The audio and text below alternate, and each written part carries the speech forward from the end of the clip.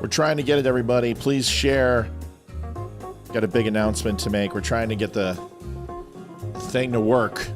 Hang tight. Get it shared. Get it out there, please. Enjoy this soft, lovely music. Tonight's the night. You guys have been waiting for it. A public apology by me. It's only taken 5 years. Tonight I will officially, publicly apologize. I'm not looking forward to it, but you got to do what you got to do. We're going to continue to work and try to get the signal going through. Enjoy this banging song.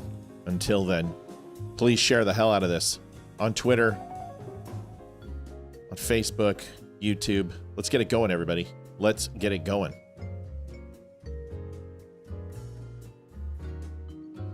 Should just be a minute.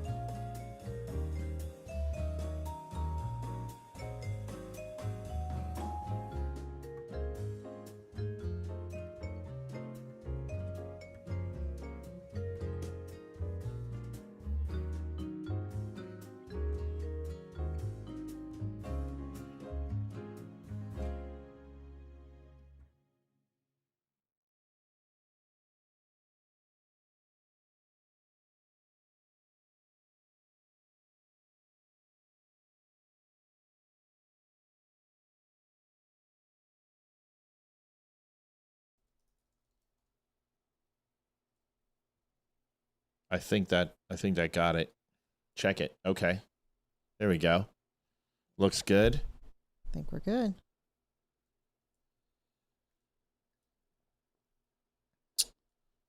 Let's get some people on. I'm only going to do this once. I'm not going to do this multiple times. You know what I mean? Liv. Yeah, absolutely. Just do it once. Yeah, just let's get it done. Yeah. I mean, we can sit here and play games with it, but let's get it done. We'll play a little music until we get everybody on. Sounds good. Let's see. What do you want to play?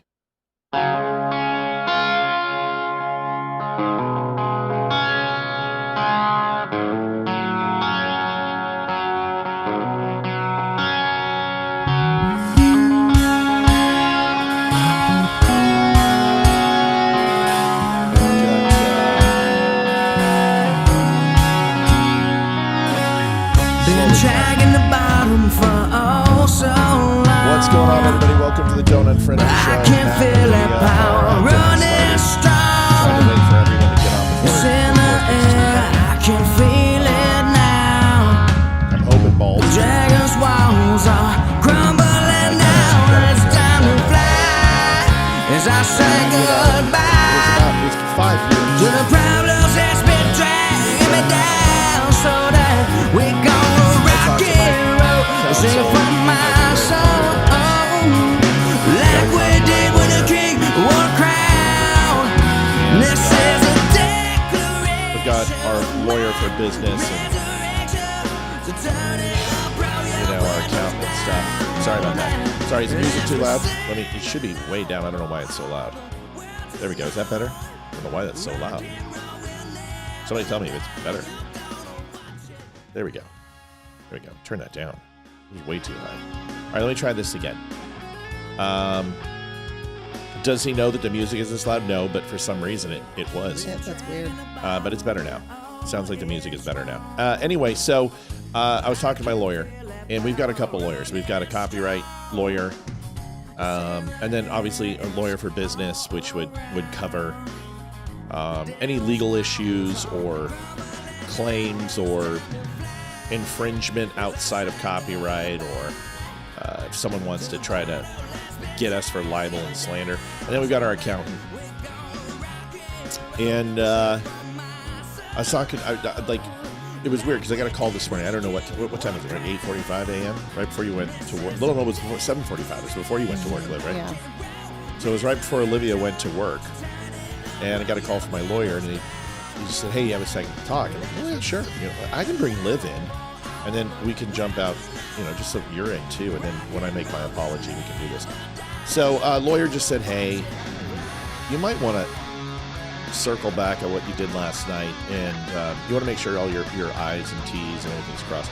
So I did, and there was a couple of things that I decided to look over, and the best thing to do with all the stalling in the world is to make the apology. Just stop stalling. How are we doing on numbers? I mean, we got to get more people. Oh yeah, wow, everybody's on. Yeah, we're getting there. All right, so you just want to get this done? Yeah. Olivia doesn't want to be a part of it. I wasn't on the show last night, so. Oh, I love how you duck responsibility and just leave it all to me to do this. I mean, this is embarrassing enough. Sorry, I turned the music down. So, what it is a public apology. It's a written statement. Listen, I'm not going to sit here and ad lib it, as I don't want to get in trouble. So I'm just gonna do it this way, and then we'll call it good. And to me, this is over. You know, it's over. I mean, you say it's over, Liv? It's over. It's over. Okay. So I know Balls is watching. He's always watching, and this is a letter to him. No tricks, no jokes, no anything. Here it is. So we got everybody? Yeah. Okay. Thank you. Yep. Jonathan, I am writing to formally apologize for statements I made on last night's show that were incorrect and unfair to you.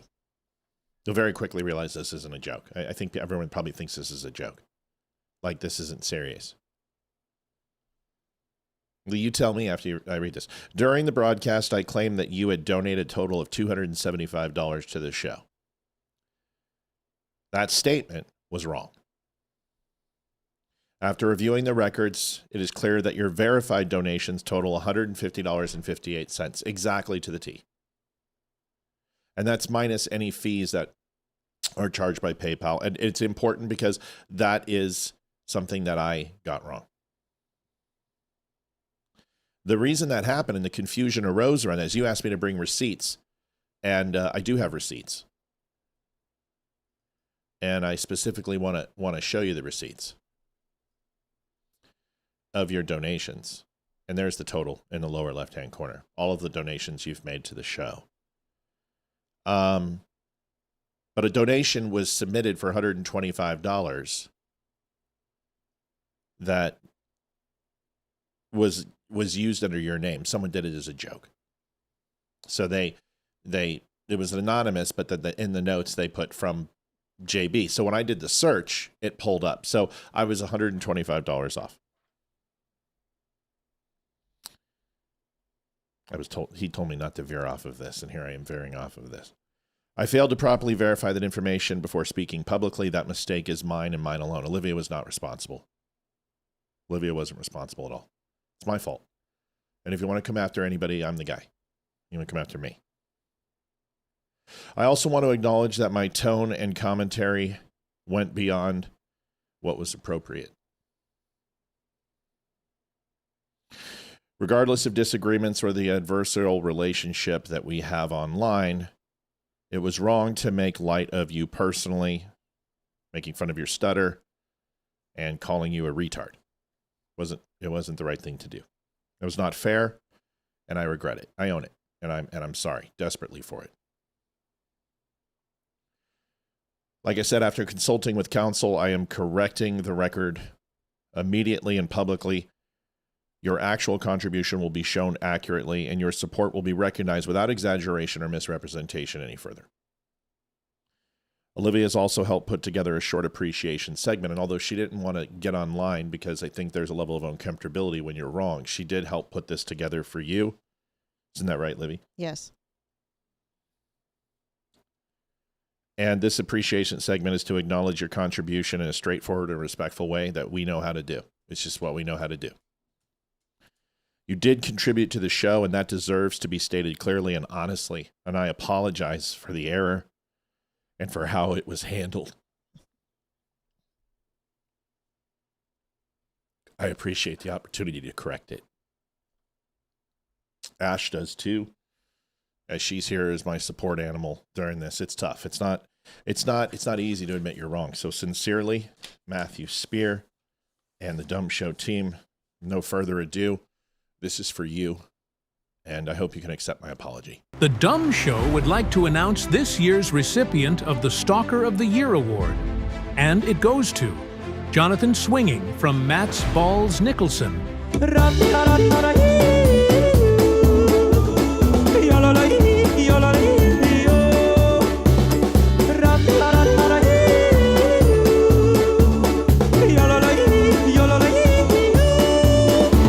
Congratulations, you dumb fucking wanker.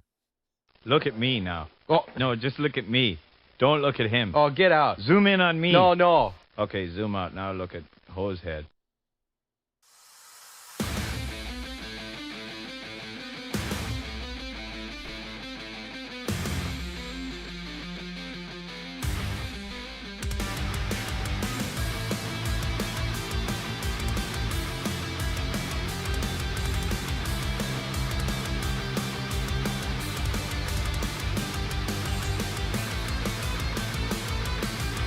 You got owned, bitch!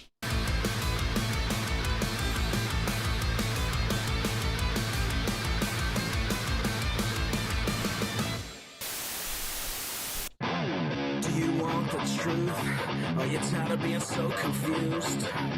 You feel like you're more fucked up than the lies on the evening news? Well, just step right in. We can talk about it all as friends. And if you want, we can hug and kiss and make up for the party ends. Agree or disagree, stop arguing me. 'Cause I'm everything you want, damn sure what you need. I won't tell no lies, back up all the facts with truth. And if you can't get down with that, you must be somebody's dog.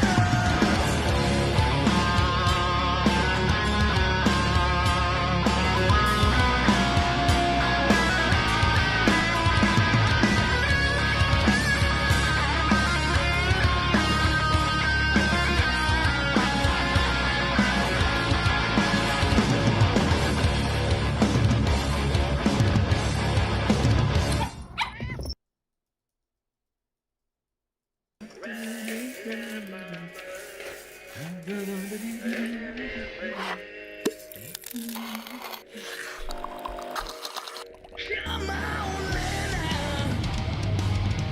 Can you feel the pain? Into him now. About this new world. Ain't no train. Papa's got a brand new eye.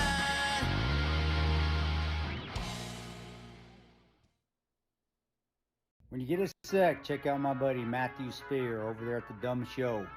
Dumbshow.com. Get to see people like yours truly right here. Maybe that's a reason for you to not check it out. But check it out anyway. There's a lot of people better than me on there that a lot better stories. But check them out, dumbshow.com. Matt, take care, buddy. God bless you, everyone. Adjusting transmitter output. This is the Don't Unfriend Me Show with your hosts, Matt, Leroy, Amy, and Olivia. Geopolitics, military analysis, and election coverage. Coming to you live on all major social media channels at The Dumb Show.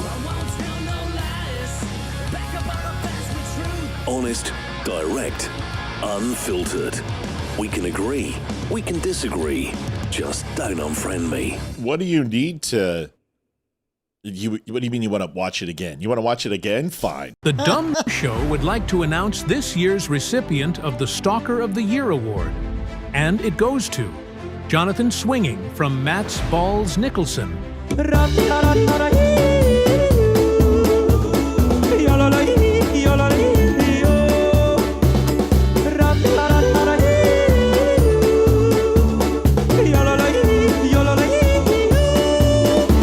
Congratulations, you dumb fucking wanker. Look at me now. Oh, no, just look at me. Don't look at him. Oh, get out. Zoom in on me. No. Okay, zoom out. Now look at hose head. Yeah, there's an old saying. Oh, whoops. No. It's you don't mess with the guy with the kill switch. You know what I mean? I mean, I control the this is my world, bitch. I control it all. I control everything. I get the narrative is mine. It's like you can't fight City Hall. You can't beat me at this. You're not good enough. You're not smart enough. I'm better at everything. I set you up with the 275. I set you up. I know how much you've donated. I know the exact dollar amount you donated, and I knew it was going to get you. I knew it. I was just going to get in your fucking head, and I did, and I got you to absolutely just come out. And I knew it would. I knew it'd get you to come out. You couldn't stand it. You're too stupid. So the moment I said 275, I said I'm going to flush him out. I'm going to smoke him out. It's like literally trying to, get varmints out of the ground and groundhogs, lighting a little fire over their hole and blowing it in, and then they come out and they scurry. And you're just running there, swinging from my nuts as always. I never gave you 275. Oh, really? Are you sure? Show me the receipts. Oh, okay. Well, here they are. Yeah, but read the messages now. Oh, wait a second. So you did donate. You just walked right in. You just fucking, dude, I've been so 4D chess, dude. Like, you have been trumped. Like, I have 4D chess your ass. You might as well be Kim Jong-un and Vladimir Putin. You're just completely dumbfounded. And he's going to be like, oh, yeah, I'm in your head. Dude, I'm having so much fun. Never go full balls. That's right. Never go full balls. So the funny part about this this is pretty funny. This is good. This one's a good part. Ethan is turning into his father with how quick he is. But so Matt showed us the video before, and Ethan's like, why does he look like that? And I'm like, well, he's a lumberjack because he's from Canada. He's from the Great White North, gay North Dakota. And he's like, oh, you better be careful. He might throw some maple top cocktails at us. It's like, oh my gosh, maple top cocktails. It's like, oh wow, yeah. He's getting real quick. He's fine. Ooh. By the way, he's good. He's healthy. He's got big cut on his thumb, and then he's got a slice, and he got a couple stitches. He's doing okay. Yeah. Go ahead and put it in, Livy. Okay. Angela Hills donated. Happy Wednesday, everyone. Let's let Matt hit goal early. Yeah, let's do that. I mean, that video did take a while. I mean, that wasn't easy to do that AI and all that. It takes a lot of work. I was exhausted, and playing with my balls all day. It's not as easy as it sounds. So thank you, Angela. We appreciate it. So we've got a lot to do. Yeah. A couple housekeeping things real quick because we actually have a full lineup for the next month, which is awesome. Yay. So don't forget the 18th, Mr. Chris Tonto Peranto will be in the house. I'm super excited for that one. Dude, Tonto, Legend of Benghazi. Mm-hmm. He was the hang loose guy. He was the guy that was carrying the big saw and was in shorts while he was in combat. And was amazing, fantastic in the movie 13 Hours. We haven't seen it, but this is Chris Tonto. We're gonna get deep and heavy with him this time. Yeah. We consider him a friend now, and I'm pretty sure he'll answer the questions that we've got.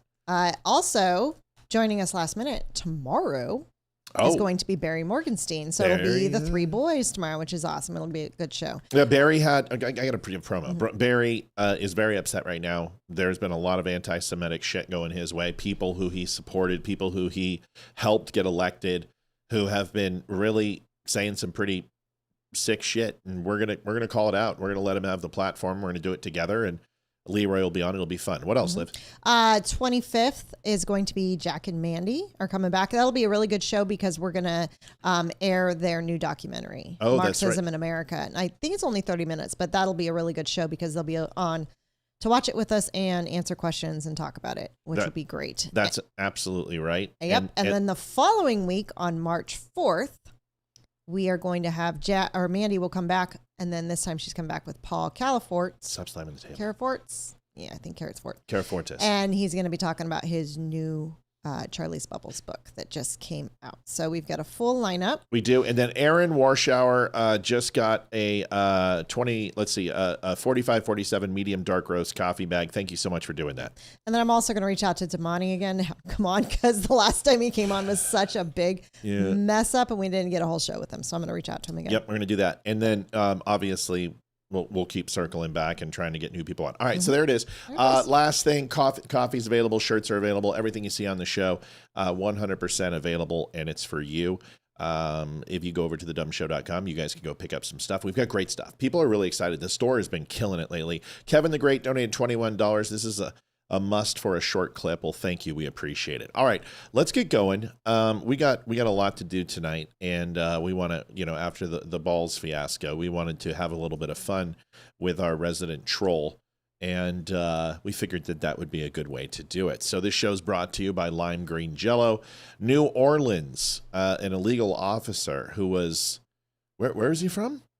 You did it again, didn't you? No, he's from New Orleans. No, he's not from New Orleans. He wouldn't have been flagged as an illegal. Oh, I don't know if the video ever said where he's from. Maybe Manitoba in Canada. I don't know if it ever actually said where he's from. Well, let's find out. Let's listen to it. Let's get going and we'll watch it. Elizabeth, I wasn't able to look at your stuff that you sent me. I apologize. I did my best. But I apologize. Oh, by the way, it's funny. I did have a message about this. Someone wanted to actually know about Renee's hoodie.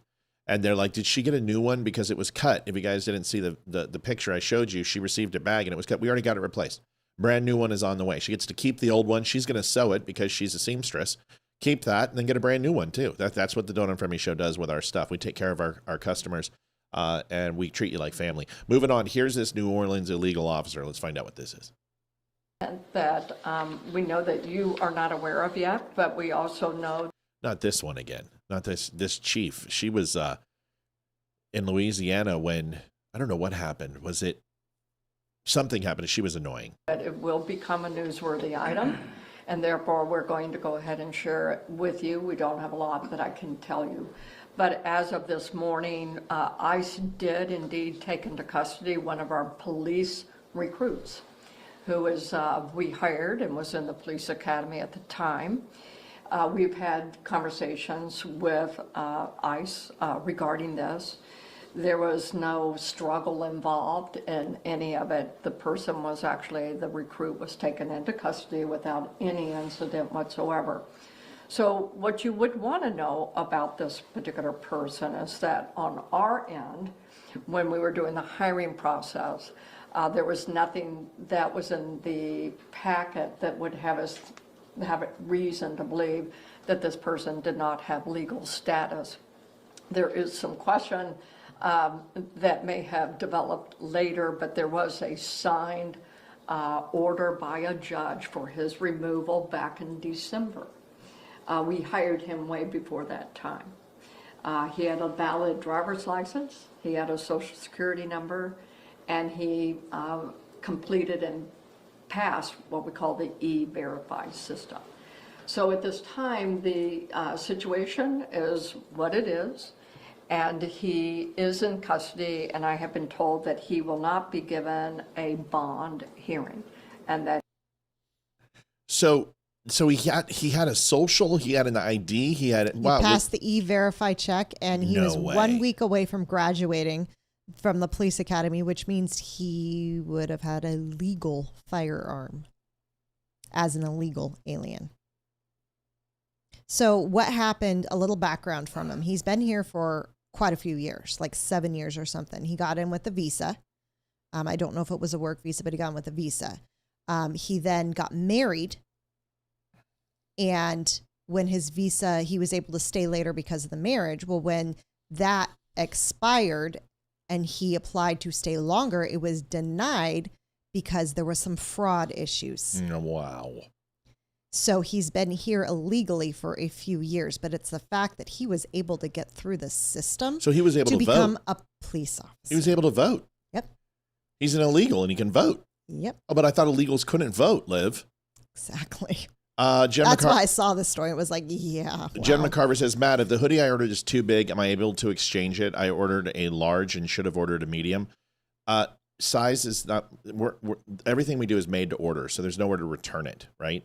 And once we take something back, we can't sell it as new, so we would have to eat the cost. Let me tell you, our hoodies for women, you always want to go a size up because there's only, like Olivia doesn't have to, but everyone else does. So, sorry.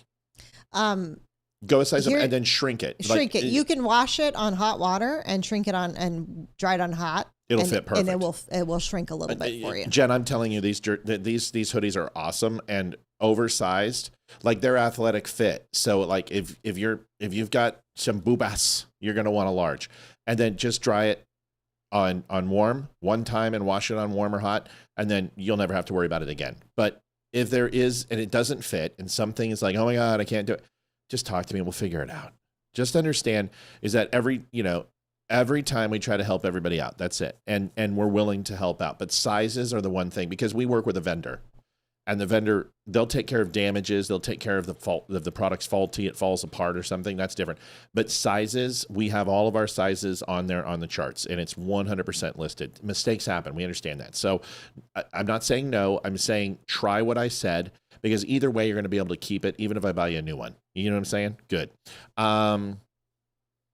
Yes, please like the show too. Please. Holy shit. Yes. Good job.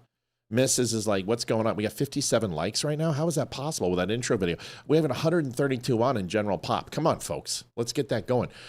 This will always help with likes. Our puppy. This is where she is. She comes in every night. That's my chair. And she sleeps right there under mom's feet. During the day, she sleeps right here and on my feet. And then when mom comes in, she is right there, the beautiful puppy, right under mom, keeping her feet warm. And she looks so cute with her ears pointed up. Okay, so. Oh, so the police officer that was on the video, it was the New Year's Eve drive-through, the Nashville drive-through on Thank you. Yeah, that's Thank what you. it was from. That was Matt Howenitz who said that. Yeah. So I couldn't remember. I know I'd seen her before, and she was annoying once. But listen, good. I mean, at least they got him before he got his firearm. I mean, at least, but it is kind of scary. The government isn't very efficient. And anyone who's like, oh, well, the government stole an entire election, or, there's some underground cabal. Dude, the government can't find its ass with two hands and a flashlight. And anyone who's worked for the government knows exactly what I'm talking about. Bubba will tell you. Mel will tell you in Canada. There's plenty of people who understand what I'm saying. But anyway, Renee says, the hoodie fabric is thick and soft. I want to size up. I'm so in love. They wash and wear great. They do. They're amazing. Like I told you, this one right here it's almost 5 years old. Mm-hmm. They don't fade. It's got a little fray at the bottom right here. Like a tiny little fray right there. That's it. It's 5 years old. We've washed it like a lot.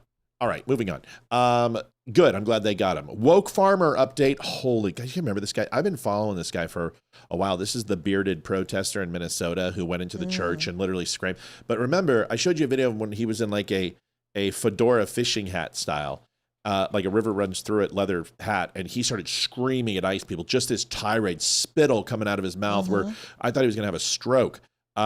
Then he went into the church and just started ripping people, calling them fake Christians, and why aren't you supporting your Somalian brothers and sisters and all this other bullshit. Here's the woke farmer who is getting a taste and realizing what the left is going to do. I told you he was going to come out with a video. I said a week, and it was to the day. I thought it was going to be like a retraction apology video, but it is. There is some contrition there. Like he's like, I'm facing 10 years in jail. So he's actually making his case of why he's the victim. This is stage 3 in the denial phase. Stage 4 is acceptance. That's coming soon. So we should see an apology video, but just listen, this is hilarious. He's turning against his own people he's protesting in Minnesota because they think that he is a money hungry capitalist. This is fantastic. I love it when they eat their own. I'm over here moving to a more permanent residence, but my wife just showed me a Reddit post talking shit about me. This ain't about me, as I make the entire video about me. Saying I came to Minnesota for fucking clout, for profit, and that I'm taking away from the local fucking organizations. Are you fucking kidding me? Do you not realize how many fucking local organizations we support every single fucking day? Do you not realize how much I fucking sacrificed? I have been protesting every single fucking day since October. I've been beat down, arrested, shot right in the face with a fucking OC cannon. I forgot to tell you there is some mild language in this video. You might want to have children. If you hear a very small violin playing, you can go ahead and turn your speakers down. But he does tend to cuss a lot. Fucking spray. I've had a knee on my fucking neck. I'm facing 10 years in fucking federal prison for supporting a local organization's protest. And you're telling me I'm taking away from what Minnesota's doing? Every single dime I spend is going back into the community. I fucking share fundraisers for local organizations every single fucking day, but I'm taking away from the fucking community? I'm a Minnesotan now, motherfuckers. I love this place. I love this how you resist. I love your community. That's why I stayed here, to show what's happening here, to show the rest of the world, to use my influence, to show people how you know how to resist. Did I not tell you that this video was coming? I mean, I did say it was going to be an apology video, and this is kind of the opposite of that. He's doubling down, but now he's taking it out on the people he's supposedly representing, but it's close enough. I'll take it. I'm facing 10 years in prison. Already, how you're building the framework for the fucking revolution. So anybody that's hating on me for raising over $100,000 while I was in fucking jail because I need a fucking defender, I need a lawyer, you know how fucking expensive a federal fucking attorney is? So fuck you. Fuck you for saying that. I love the people. I do this every single day for the people because I was a history major. I know what fucking happens next and I'm fucking scared. So if you want to say I'm doing it for fucking influence and fucking profit, for one, I ain't profiting shit, and for two, fuck you. Wow. History major. Sure using that degree really well. I have two takeaways from this video. Sure, go ahead. The first is he said every single dollar I spend goes to local, not earn. Oh, he didn't say earn. That's he said spend. That's a very articulate and distinct point you just made. Well, it wasn't articulate, but it was distinct, and it's a good point. One. Good for you. The other thing is 10 years in prison. Bummer. Maybe his wife will actually be able to know what it's like to be screwed by a real man instead of a bitch. Oh. Well, I think he's going to learn too, because that beard, he's going to have handlebars here that just kind of go back.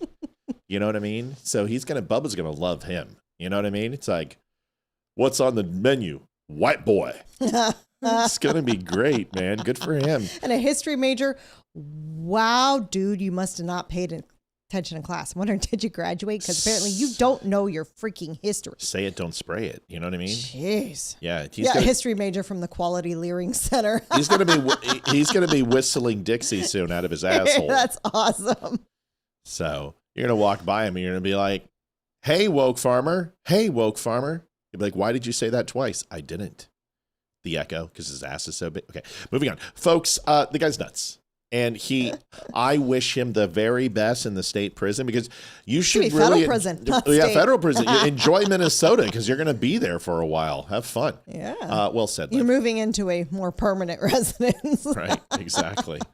If you thought, hey, what happened to your white privilege? I mean, did that not work out or something? Your whiteness is evil. Oof. Listen to this chick. This is the woke farmer's wife. She decided to speak out too.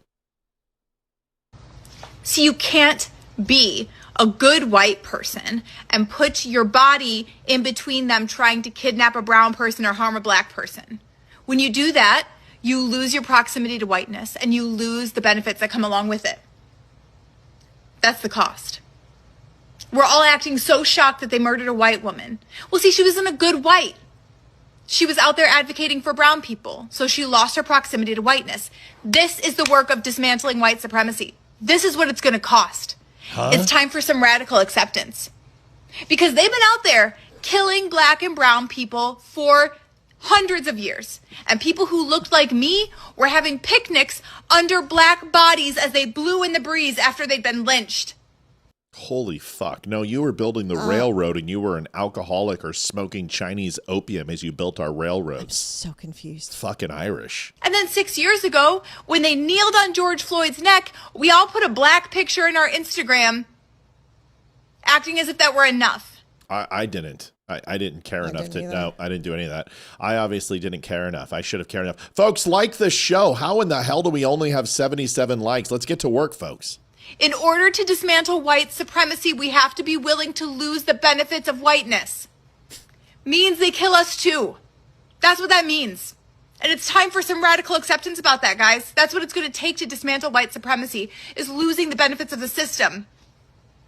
So we can't be so shocked as white people continue to die.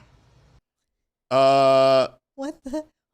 I'm so confused. Michael USAF donated $5, which brings me to my next point. Don't smoke crack. $5. Thank you, Mike. Jeanette Wall says he said FUCK 22 times. He's sick. Yeah, I've been trying to watch it, Jeanette. How am I doing? Am I doing okay? Thanks. Because we weren't this shocked when black and brown people were dying. Because we expected it. Not because we weren't grieving, but we expected it, right? No, none of us did. Wait a second.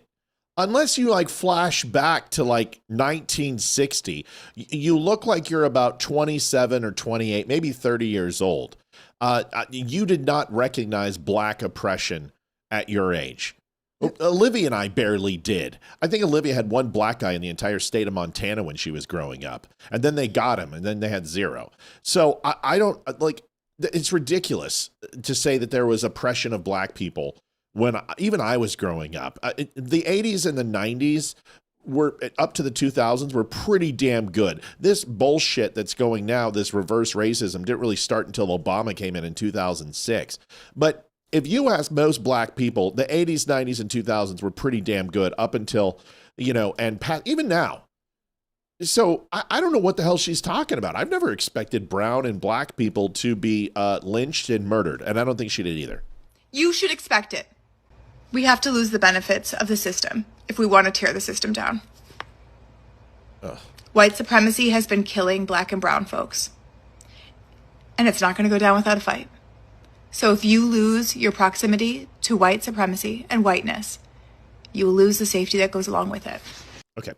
Listen, I got to say this. I am so confused. So am I. Are you sure you're not blonde and you just found like the most convincing hair dye in the world? Because it's really hard to dye red and not look fake. It's really, really, not red like Auburn, but ginger, like Opie, like she looks. Very appealing. Wish I could mute her, but I can't.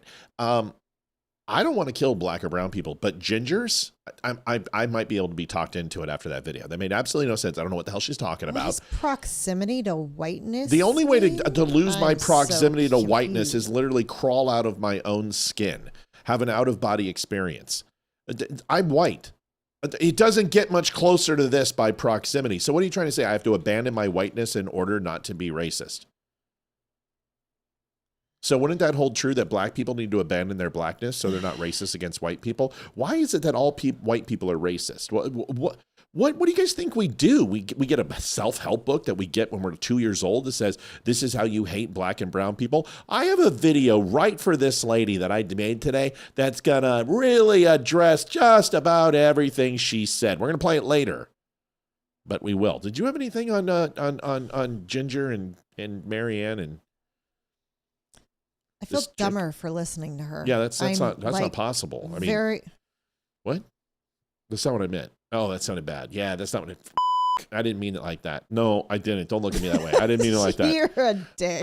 I meant like it's not possible for you to be dumb. That's what I meant to say, but it came out. No, I owned it immediately. Okay, I immediately was like, oh shit. You know when I'm serious. I don't have any more fucking apology letters. Can somebody get the apology letter for balls? Dear Olivia, my lawyer says I think you're not dumb. I never thought you were dumb. I was gonna. It's like that's not possible. Is what I meant to say. I completely screwed up. I screwed up. Folks, donate so we can distract us. Go ahead. Oh my God. Go ahead. No, I totally lost my train of thought. That's awesome. Las Vegas Biolab. We're moving on. I lost my proximity. We're half past the hour. A possible biological lab inside a Las Vegas home now under investigation. A federal investigation. Agents seizing vials of unknown liquids and probing a potential link to a Chinese national accused of running a similar lab in California that held deadly pathogens. Our senior national correspondent William Lajeunesse is reporting live on this out of Los Angeles for us. Hello, William. Well, Sandra, two amazing things about this story. One, the man who owns that Vegas lab, he's a Chinese scientist linked to the CCP, is and has been in jail the last 3 years. Secondly, the lab is not an FDA licensed facility, but it's in a house in Vegas, raided Saturday morning by the FBI, SWAT pulling out boxes of what police believe are hazardous biological agents and pathogens normally found in a secure university or industrial lab with airlocks designed to prevent an outbreak. Almost immediately, investigators observed multiple refrigerators, a freezer, and other laboratory-type equipment I would hit that thing with literally hundreds of thousands of gallons of gasoline and a hyperbaric bomb. I wouldn't send anyone in there. I would nuke that thing from space. Are you kidding me? That's absolutely terrifying. Scary. Oh, it's scarier than crazy ass shit, man. I mean, this guy. Don't tell me this guy went to the University of Wuhan. Along with numerous bottles and jugs containing unknown liquid substances. So the Vegas lab, according to police, belongs to 62-year-old Zhu Baiju, a Chinese national. I knew it was the Jews. The Jews are always involved in this stuff. Those damn Jews. Seriously. Did he just say Juby Jew is his name? I got to hear it again. I got to hear this. So the Vegas lab, according to police, belongs to 62-year-old Zhu Baiju, a scientist. Zhu Baiju. It makes sense. It makes sense. Like 2x2? We should ask Barry if he knows him tomorrow. Chinese national and a fugitive who also goes by the alias David He. He was arrested in 2023 for. Why are you misgendering him? I mean, this is me. Call Barry. Text him real quick and see if he knows Juby Jew. No, you can do Say, that. Barry, do you know Juby Jew? And what's his preferred pronoun? Manufacturing unlicensed medical devices and lying about unapproved HIV and pregnancy test kits that he was selling. He also operated this illicit biolab in an abandoned warehouse in Reedley, California, where investigators found thousands of vials of blood. Super Chat $10 from World Radio. I remember when my teen and friends put a black square on their Instagram. I immediately spit out the coffee I was drinking. It was then I realized our social problems were solved. Yeah, if it was only so easy, I could solve racism by changing my profile pic. Go France. Dave from Rumble said, send in the woke farmer to the house. Yeah, that's good. Tissue, Perfect. 1,000 genetically engineered mice designed to carry the COVID virus. And CDC tests did show the vials contained HIV, COVID, hepatitis, herpes, and malaria. Oh my Police arrested God. Jew, and he's been in jail ever since. The police arrested a Jew, and he's been in jail ever since. Come on, man. You say Mr. Jew. It's much more efficient. Investigators link the lab to the Chinese Communist Party, a tie that also suggests the same people are behind the Vegas lab. What do we think these people were doing with those substances in the house? And I'll tell you, the truth is we don't know yet. Of course So you House know. investigators say Jew got financing from mainland China to create dozens of companies here and Canada. He employed mostly Chinese nationals to steal American intellectual property and transfer it to China. His trial. Oh, my Wow. God. Scary. I mean, it used to be you slept with a Chinese prostitute and you might get chlamydia or herpes, but this is a little more serious. I mean, this is intense. I mean, this isn't funny. Like, if it was in Nevada and Colorado and California, were there any New York or Virginia? Is this a Chinese plot, like a 9/11 attack without planes into the towers, but some sort of level 4 or level 5 pathogen that can wipe out the United States? I'm not fucking around with this. What are we doing? I mean, this should be like... This is scary because, I mean, China wants economic power in the world, right? Sure, that's what and their they goal saw is. what happened to the U.S. during COVID, how we Right. shut everything down. Yeah. I guarantee that was their goal again. I'll tell you what, instead of blowing up Venezuelan boats, can we like blow up some Panda Expresses and send a message here? Like some Peking Gardens or the Golden Palace and just start blowing up Chinese restaurants and like send a clear message. You know what I mean? Like, we're not take this shit anymore. Something. I mean, this is insane. Matt Howitt says, you got some splaining to do. Yeah, you do. Yeah. Great. Now they'll say China is funding the Jews. Well, this is all Mossad and IDF. Of course, this is all Netanyahu. Of course it is. Of course it is. This is the way it works. It doesn't matter. Anything bad that happens, it's always the Jews' fault. I mean, just ask Candace Owens. Just ask Tucker Carlson or Nick Fuentes. It's always the Jews. Those damn Jews. Of course. The guy's name is Jew. Oh, your code name is Jew? Now we will ask the questions. Will you turn on the fan now, please? Just to one. You call out the money. Thank you. Joanne Townsend, thank you, Matt and Olivia. Love my new t-shirt. Thank you very much. We're very happy. Like new shirt. What did she get? Oh, she did the Joetown, the Friends one. Yes. Yeah, I those Friends customs are cool, aren't they? I mean, I love the way it looks. It's a good. I'm glad you guys like all the clothes. Remember, go to thedumbshow.com/ Donate if you want to help out the show. We're at $55. We're going for $300 tonight. We go 300 every night we're on. We're out 5 nights a week. It covers the show costs, the streaming costs, the software, those wonderful graphics that you just saw of us talking about balls. What? Balls? Oh, God, did I say it? The Dumb Show would like to announce this year's recipient of the Stalker of the Year Award. And it goes to Jonathan Swinging from Matt's Balls Nicholson.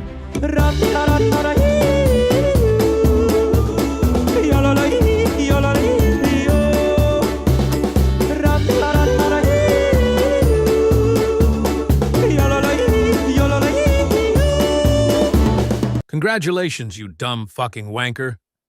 Look at me now. Oh, no, just look at me.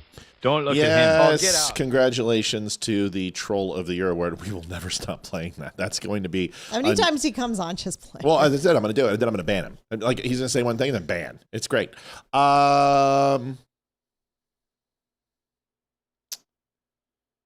Blocking streets. Now in Minnesota, these wankers are setting up checkpoints where you have to check in with your vehicle. They're going really well. Look at the video as nobody stops. Yeah, they're trying to stop people to check their ID to make sure you're not ICE. So let me make sure I understand this. They're checking ID. Isn't that racist? Exactly. I thought checking, ICE isn't allowed to check ID, but you can. I thought checking ID was racist. Exactly. You know what? Also, we found out there's a politician who says that asking what type of car he drives is also racist. We're going to listen to that video, but let's listen to this one first.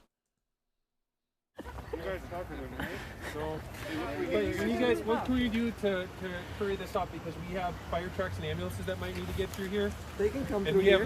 You're talking about the community. And Wow, that looks very, very sturdy. You know, I love how they have those orange and white boards from like 1972 at the TV show Pandemic. No, that wasn't Emergency. That's what it was. Those cones look like they've seen better days. Is that firewood over on the other side and a Barca lounger? It is. Oh my God, these people are so stupid. talking about making sure that your neighbors can get access to emergency services. City buses have been easily passing, so I suspect. And we're all here. When they come, we'll move it for them, you know? Frankly, you're the one blocking it right now. You're the one blocking it right now? Oh my gosh. You're driving with swapped plates on their cars. Why aren't you ticketing them? Oh, They've got swapped plates on their cars. That's not legal in Minnesota. Thank you. No, take care. But you look for ice next time. I'll just strike a match. Just burn it all down. Good talk. Jacob, he sent us here.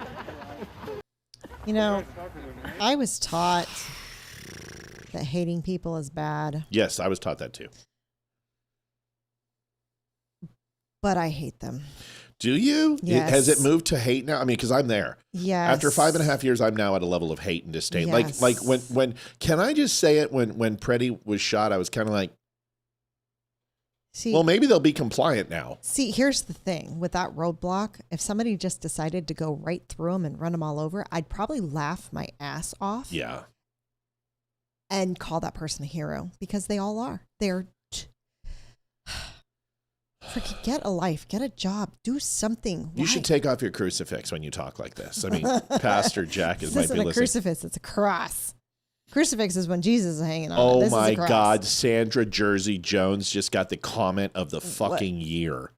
Stolen land can't be blocked. Oh, so good. I mean, just so good. I mean, stolen land can't be blocked. Oh my God, you're my hero, Sandra. I might just give you a free shirt. Reach out to Olivia. Olivia at the Dumb Show. We'll get you a free T-shirt. Yeah, please. That was so good. Oh, that was amazing. That was comment of the year so far. That was even better than the Balls commercial. Stolen land can't be blocked. So good. Oh, she ends the segment.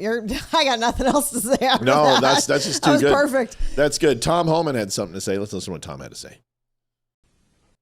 As far as what I saw yesterday with the roadblocks being set up, you're not going to stop ICE.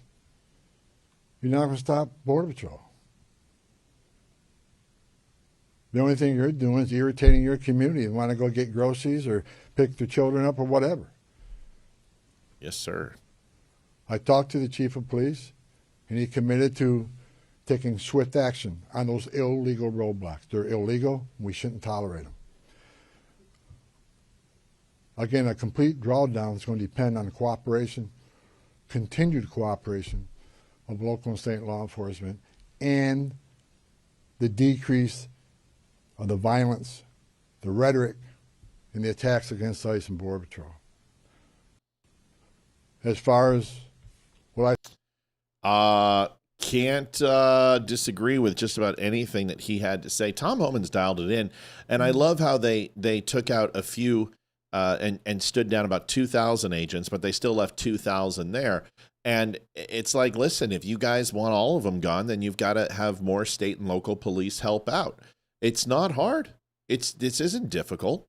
They've gotten 4,000 illegals. Now, we were watching The Five, and Dana Perino, who I just love. I love Dana Perino. She's so timeless. And she says, listen, do you think it'd be a good idea if they come out and have a number of how many people they're trying to catch? And I don't think they know. If you listen to the number, it's 14 to 20 million illegals. They don't know how many. They have a list of criminals, but in this net that they're dropping, they're catching more and more and more. So the question is, I guess, is when the ebb and flow stop. They just got to, keep doing it, man. And I don't think they're going to leave anytime soon. That's all I've done. That's it. Whoops. That's pretty much it. But they continue to do the job, and they've got 4,000 out. Good. Keep doing it. Do your job until all of them are gone. Thank you, Robert Stubblefield. Wait for the cream. Hasta la vista, baby. Thank you very much. Wait for the cream. I don't know. Robert, we'll see you later, I guess. I don't know what that means, but that's okay. We'll wait for the cream. 94 likes at 152 people in general pop, and then another 75 everywhere else. Folks, come on. Rumble people, you don't help us, but you help Rumble when you hit like. Please like and share it. Joseph Stubblefield. It's Joseph Hillstrom. I'm so sorry. I don't know why. So you put it in twice? No. Robert Stubblefield did the first one, and then this is Joseph Hillstrom. Yeah, I'm sorry. Wow. See, my proxy. It's really showing tonight. I'm so sorry. Maybe you were right with that. You're like the biggest losers ever. Holy shit. Moving on. Don't call me sis. Don't call me sis. This is Michelle. Go forward the show. Michelle Lionberger's here, and she deserves to see it. Michelle, you got to go watch the beginning of the show. You'll absolutely love it. You're a fan. We'll play it later in the show, but you'll understand what I'm talking about. You just got to watch it. Yeah. Don't call me sis. What's the thing that we do? Don't call me bro, pal. Don't call me pal, friend. Don't call me friend, jackass. Yes. Yeah, that's what it is. Here it is. All you need to do to determine sex is a cheek swab. If you're an XX or an XY, you're either a boy or a girl. It's that simple. This isn't complicated. It's not like we haven't known what women and men were for not just a matter of years, but decades and centuries and thousands of years before that. The fact that we're having this conversation and this debate just absolutely epitomizes the left's ongoing effort to rewrite the English language in order to change the debate. Say retarded. Just say it. Just it's so liberating once you get to say the word retard. I couldn't say that for so long. People are like, Matt, you can't say that word, but it's back in style now. Just say these people are a bunch of retards. And destroy civil order. Cisgender is a made-up word. Cisgender that means nothing. Do not call me cisgender. I am a woman. Yes. This gentleman sitting next to me, he is a man. Yes. That's who he is. That is what our title is. That is what we have been described throughout history. This bill does nothing to prohibit men from competing in men's sports. I will repeat, this bill does nothing to prohibit men from competing in men's sports. It does prohibit men from competing in women's sports. It is that simple. All we have to do is look at what happened during the Paris Olympics, where we watched a dude beat the hell out of a woman in a boxing match, and we have people on the other side of the aisle who actually believe that this chick needs to run for something. I was gonna say, she's like, my new hero. I kind of like her. She's my new hero. And you know what? I'm down with it. You know what? I love the gaudy earrings. I love it. It looks like pebble stacking. I'm down. I love your Congress pen on your blouse. I love the glasses, even the dark lipstick. Let's go. Let's go. This looks like every mom that I grew up with in California that was just straight up like IDGAF. No bullshit. Yeah, just IDGAF. Like you would get a flip-flop right upside the head if you did anything wrong. This woman, let's put her front and center. Because the thing is, and let's just be honest, she looks like a liberal but talks like a Republican. That is good. I like that stuff. that is okay. That man is not a woman. He has been tested repeatedly. That is a man. And he will not be allowed to compete against women in the future because he is a man. No, we it's do not. not want It's a men fact. beating up women. We do not want men in women's soccer or volleyball or basketball or rugby or swimming or any other athletic competition. This isn't difficult.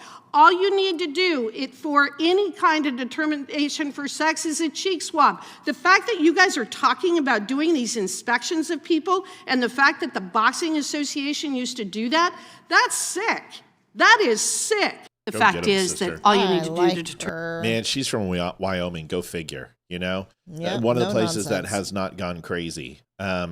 I love her. You know what? And that's really one of the only states that there's anything resembling some sanity left. And God forbid, we'd have to move to northern Jackson Hole area, somewhere around there. I think it's more expensive than here. Southern Eastern. Well, that's why you buy property and you build. You know what I mean?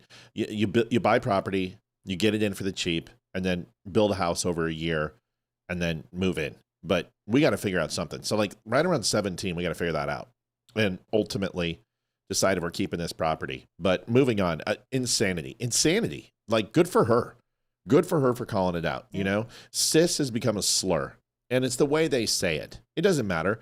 You could call it anything you want, but when they say cisgender, it's a slur, and that's what they mean. It's like somehow it's like, wow, because I'm not attracted to hairy butthole, all of a sudden I just can't understand your cope. I can't understand what you're going through. I can't relate to you because my sexual disposition is different than yours. You know, like love who you want, care about who you want. Fine, I'm all for it. Gay, lesbian, I'm all for your rights. I'm marching with you. Great. You want to do Pride Night during my hockey? Fine. You get it once a year. Enjoy it. We have Veterans Night. You get Pride Night. Don't care. We wear camo. You wear rainbow. Fine. But this whole thing that I got to pretend that a woman, a guy who is a woman playing in women's hockey is not going to have a distinct edge in every single aspect of the game. No. And I'm not going to sit here and pretend that Leanne Hextall actually is a good announcer, because that woman's freaking horrible. Like, she's just warmed up dog shit. I can't stand listening to her. Every time she's on, I literally just want to stab myself in the face with a skate. I do. Stab him with your skate. Right. Final solution with a skate's edge. It's bad. It's bad. I can't stand that woman. I don't want to hear a woman's perspective on hockey. I'm sorry. I don't care. Unless I'm watching women's hockey. It's the same Unless thing. you're talking to me. Well, that's different. That's different. You're not announcing. I don't want you announcing either. I wouldn't be a good announcer. You'd be a great color commentator, though. Like, you'd be like, we're going to go down to Olivia, and we're going to, let's go ahead. Bob Bobrovsky's on the ice right now. Olivia has some news about him. Liv, huh? I'm sorry. I was reading my phone. What?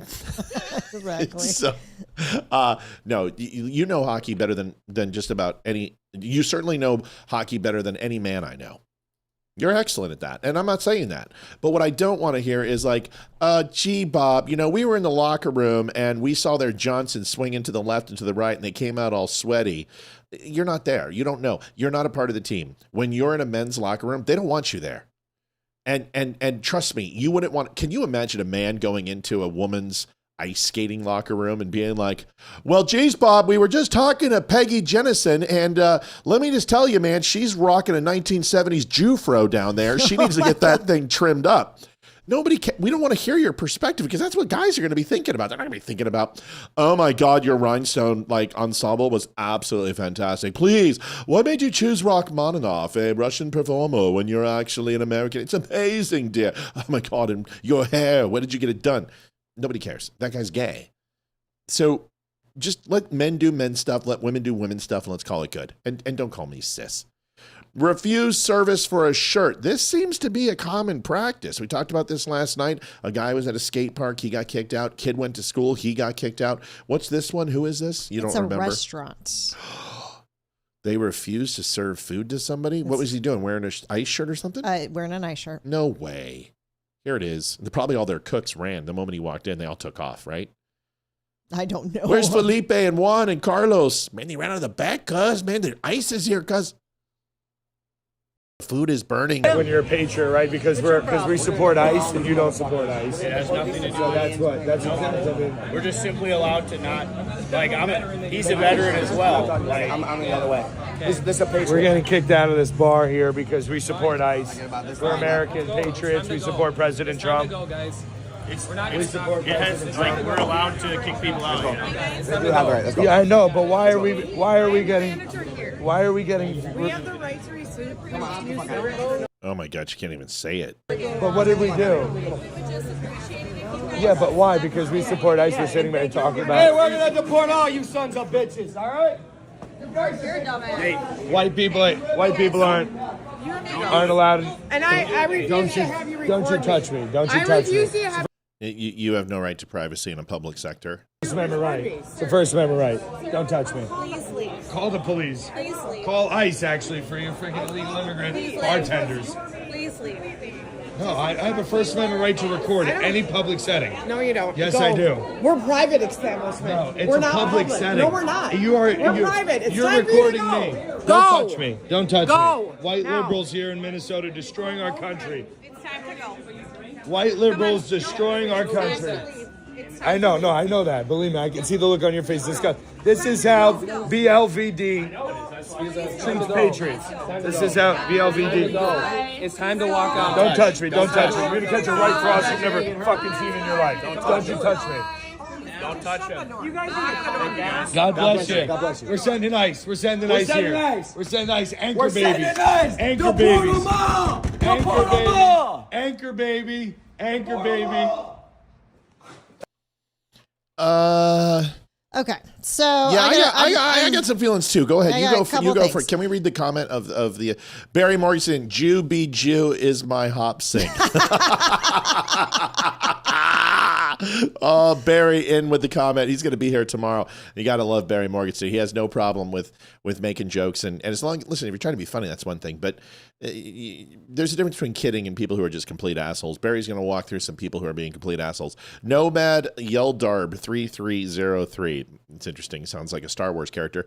Matt, it was super common, as you know, to have a ton of gay joking in the military. What is your take on should field military gayish joking around be still sanctioned if openly gay or cis? Well, cis is a made-up term, so I don't know what openly cis means. You're straight, right? So it's gay and straight. We overcomplicate things. In the military, listen, I'll just be completely transparent. I know plenty of team guys who are gay, who are no longer team guys, who are openly out. They don't talk about it. They don't freaking wear pink flowers, and they don't go to marches. But there are gay special forces guys. I know gay guys in recon, SAS.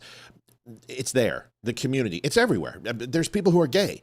Who cares? And in battle, I don't care.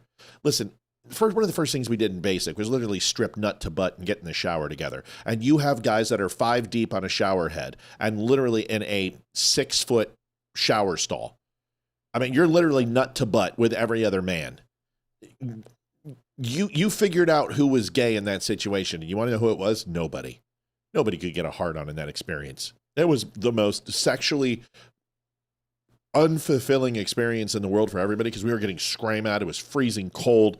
It was horrible. We were miserable. Nobody cares about sex in basic training until about week 8. Marines might be a little bit different. They have a longer. But it doesn't come up. And if somebody's gay, nobody cares. Nobody cares. And we made gay jokes all the time. And there were openly gay people in the military when we were in, and it was a part of the camaraderie. It was just the way it was. And we would be able to say that's gay. We'd be able to say that's retarded. And when I was in, there was no politically correct. It was just everyone. Now, I don't know. But I think a little bit of hazing is a good thing. And I think a little bit of ribbing is a good thing. And it builds camaraderie, and it builds companionship. It builds the brotherhood. And I don't think there's anything wrong with it. But you also need to be able to go ahead and take those relationships when that person is off duty and they want to spend time with their significant other, is you also need to not cross that line and destroy the relationship that you built by being a bigoted asshole. I have never, ever, ever in my time felt that any gay person was less effective than a straight person in the roles that I did, ever. In fact, a lot of gay guys were probably more hard charging and direct than some of the straight guys, because they had faced adversity. They had faced multiple situations, facing multiple opponents. They've been beat up. They've been bullied. And they were just the guys that you don't really want to mess with. They exemplified quiet professionals. That's in the intel community, and that's in the soft community. And even general pop community, it doesn't matter whether you're support or combat. Any role I've ever seen, whether it's operations specialist or a BB stacker or a yeoman, gay, straight, or indifferent, they did their job effectively, and their sexual disposition had nothing to do with it. So do I think you should be able to joke around about homosexuality in the military? Yeah, I do. Because any Marine that you see makes fun of the Navy for giving them rides everywhere, and that whatever happens deployed stays deployed. It's just a joke. And then we say about them that they eat the breath mint, and that our 13 buttons up and down on our dress blues is a Marine Corps serving platter. It's all humor. It's all jokes. And I think it's a part of the unit. I think it's a part of the military. And I think anyone who was in will tell you the same. I don't know about this new military, but that's the way it was when I was in. Go ahead, Liv. Okay, so a couple of things. Hang on. Ethan, I'll answer him. Ethan just texted me. So one, I think they went in looking for trouble. Oh, sure. There are different ways you could do this. It's your free speech to wear whatever you want. If you choose to wear a Trumplican or a Republican or a I support ICE shirt, that's your right. Right. Okay. Now, if they would have just gone in, not said anything, and then got kicked out and been and not fought it, and not did what they did, that's horrendous. But they kind of acted like babies in the end, banging on the door and yelling at them and stuff like that. Now, the people on the other side of the restaurant, this is absolutely ridiculous. I think it's just the fact that, did they not learn anything from the Hilton Hotel?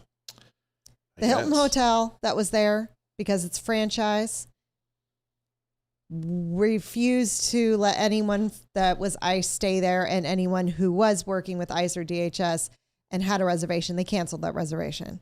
So when they got there, they had nowhere to go. Hilton came in less than 24 hours later and took the Hilton name from the hotel. They stole it, corporation, and they are completely, they said, we are no longer a part of this. We disassociated from it.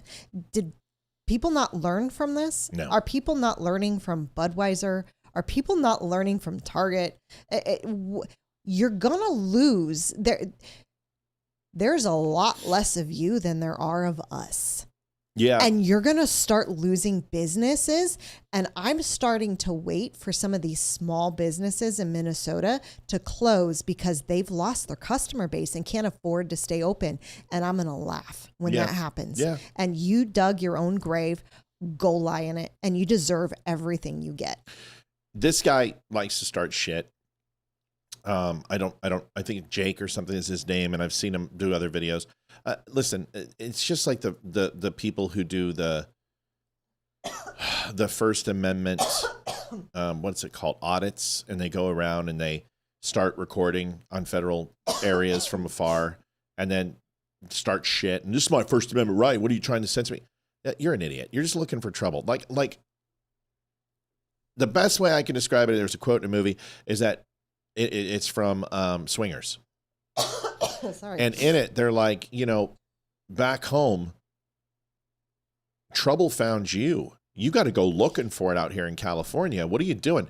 And in Swingers, it's when Sue brings a gun and pulls it on Cypress Hill looking guys. And he's like, oh, come on. You're from freaking, you're from the 202, bro. Come on, Tupac. And it's just, I come from a place where trouble finds you, and you don't go looking for it. Exactly. And that's what I grew up with. And these people who go in there and just try to anger businesses. You're just trying to start shit. You're whatever. You got what you wanted. Don't pretend that's what you didn't want. That's exactly what you wanted. You got it. So why are you offended? Because that's what you do to make a living. So I don't appreciate those people. Second, somebody said something about questioning my service. Nobody's ever questioned my service on this show. Nobody has the balls to question my service. Because I am openly transparent about my service. I did more than some. I did less than others. I don't sit around and wear it on my sleeve. We talk about intel. I'll tell you about what I did, my training, what I experienced, what I did for the government in a armed forces capacity and a civilian capacity, and I can just tell you what I did, and I don't give a shit if you agree with me or not. I don't fucking care. I'll open up my DD-214. I'll break out my service record from the vault. I'll open it up and I'll lay it all here, and you can take a look with me. I will scan every page and I'll make it public record. I don't give a fuck. You're not going to question my service because you can't question my service. There have been plenty of people who have come on here and we've waxed intellect together. Military knows military. It takes 10 seconds talking to me to know that I'm not fucking around. Perfect example. Instead of saying an AO, an ordnance man, I said a BB stacker. Anyone in the Navy knows he's Navy.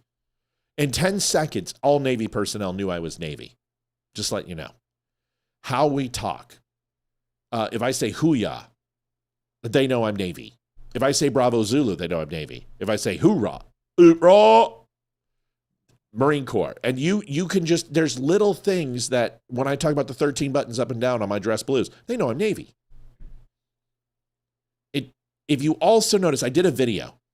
In that video, I talk about the military, and I say my dad was in the Marine Corps. He wore the uniform, and I wore the uniform. At any time when I said that, somebody could go, you said you were a Marine. You're not a Marine. But did you notice how not one fucking person questioned and said that? Some people assumed I was a Marine. They said Semper Fi Marine or Mac or whatever, and I didn't correct them. I'm not going to sit there and curtail to thousands of comments. But nobody said, you stole valor. You were in the Navy. Because everybody knows the uniform is the uniform. In the military, the uniform is the service itself. What branch you're in means nothing. Now, if I'm going to sit here and say I'm a devil dog, I'm a gyrene, I'm a Mac, I'm a green crayon eaten, whatever, then that's different. My father is United States Marine Corps. Some of my good friends and best friends are United States Marine Corps. I have absolute great relationships. I trained at Nimitzi with Marine Corps. I knew Marines in FMF. I knew Marines that were stationed on our ship. I got no problem with the Marines, and we never had a problem, ever. I got nothing negative to say about the United States Marine Corps. In fact, I don't say anything negative about the United States Marine Corps, but I was a Marine. I never claimed to be. Never claimed to be a SEAL, although I can tell you multiple people have come on this show and said that's a team guy. And it's not because of tattoos or a beard or anything else. It's the lingo. It's the way I talk. And people assume immediately that I'm a team guy. And what do? Correct them every time. I've got no problem. And I've never had anyone question my service. But you want to question my service? Step up to the fucking plate. Let's go. I'll tell you the good. I'll tell you the bad. And I'll tell you the ugly. But it's the people that won't. It's the people that go, oh, it's classified. Those fucking people are retarded. It's those people when you're like, well, what class were you in? And they're like, it was top secret. Where were you stationed? Were you stationed in Coronado? No, I went through SEAL training in Virginia Beach. Really? Those are the people you got to watch out for. This is a 918 call. Where are you calling? Who are you? What's your name? You know who I am. No, I don't. This is Elizabeth. Hi, Elizabeth. I don't know who you are by your phone number. I don't listen to phone numbers. And your voice, I mean, I know who you are now. You're Elizabeth from Oklahoma, but I don't always know who you are. But I'm sorry, Matt. it's okay, but your name's up there. So what's up, kiddo? Well, this kind of goes into what I had sent you. I know you have not had a chance to look at it. I can't talk about that until I see it, Elizabeth. We can't distract from the show. You got to talk about what we're talking about. We'll talk about that as soon as I can read it. But I told you earlier, I haven't had a chance to look at it. So I don't even want to bring it up until I do. Okay, well, the one thing that you talked about is about people understanding or people saying that they're one military branch or another, or saying that stolen valor. Okay. And I wanted to ask you about the question of if a spouse goes around and she's paralytic, but she says that she's a veteran, but it was her husband that was deployed and not her. Right. Is that not stolen valor? Yes. Okay, that's what I was thinking, and that's kind of the reason I was... Military wives deserve the utmost respect because, honestly, they do some of the heavy lifting in serious battles that aren't fought overseas, but on the home front. I think military wives are some of the strongest and greatest people, and they stand behind their men. It doesn't matter whether you're an NCO or you're a commissioned officer. The women in the military... Elizabeth, mute your phone. I can't hear anything. Okay, just a second. So that was my ex that was talking. I'm sorry. Okay, cool. Tell him to shut up. So shut up. That's it. So although I do believe that they are part of the military family, spouses are not veterans. Okay, because that's the one person I was wanting to know, because I'm a dependent, or I was a dependent. I was a military brat, and it would just be like with me as a military brat, if I was to go, well, my dad's a captain and your dad's a sergeant, that does not make me my dad's rank. That my dad carries that rank and not me. No, but there's a silent unspoken rule that you don't mess with officers' kids, right? So like if you see an NCO and you I mean it just depends. You got a first sergeant or something, or you've got a chief petty officer's kid. You might go ahead and bloody their nose of your friends on the playground without fear. But if you got the captain's kid playing with an NCO kid, those kids usually don't play with other NCO kids. They play with officer kids. That's just the fraternization rules do cross into family, but that still doesn't make you a veteran. There's unspoken rules that civilians who are married to servicemen and women, they have to follow a certain code. Like you're never going to see an officer's wife in freaking sweatpants and a t-shirt with no bra and and a shirt that says I sucked Motley Crue at their last concert. You're just not going to see that. No. But there's a standard, but that still doesn't mean you're a veteran. No. All right. So that's how it was kind of sinking in, going, this kind of crosses that boundary there.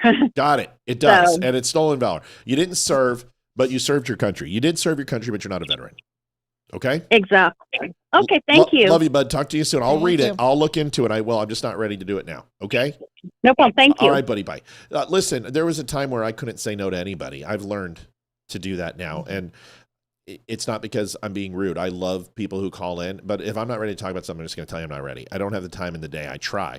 I had to make that balls video. That was much more important for me. Exactly. Donation coming in right now, and it's David Wagner, $20. Dave from Utah, my good friend, Dave Wagner, who I really, really like.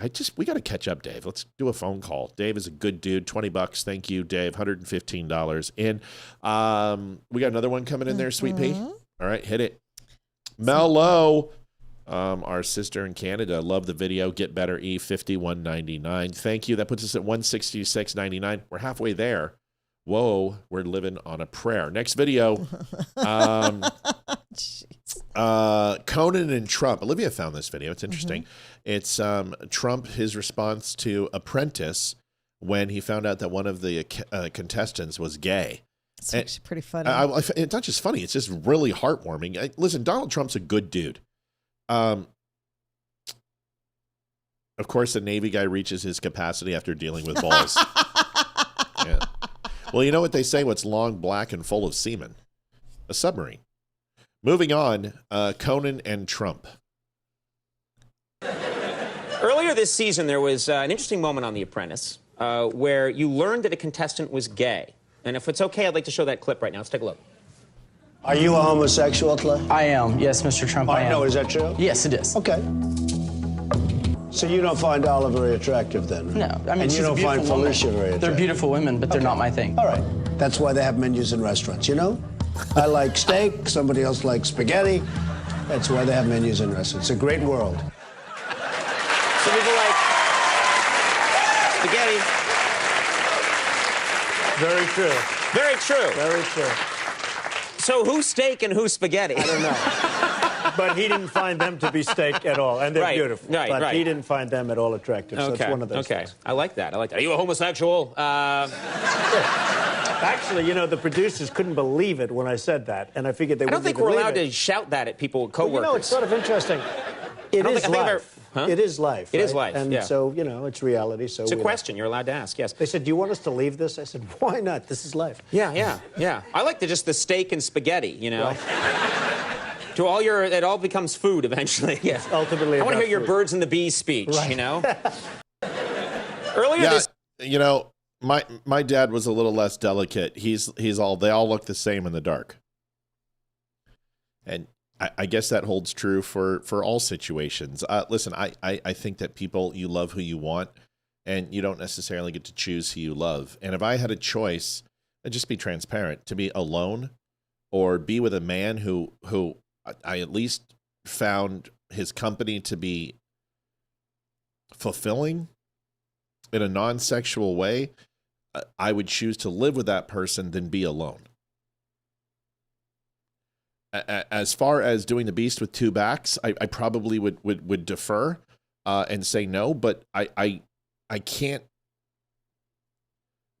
really understand people that break it down to a 20-minute or 15-minute, or in some cases, some guys, 30-second experience to justify and dignify an entire lifetime with another person.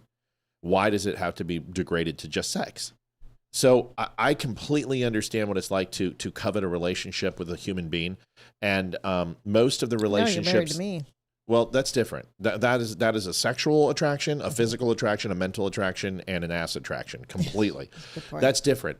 But my point is that later in life, people, you know, partner with people not because of sexual attraction, but because of the camaraderie and the companionship. And I don't see how that's any different. There's guys that I absolutely love, that I would die for, because they're my brothers and I care about them. Once again,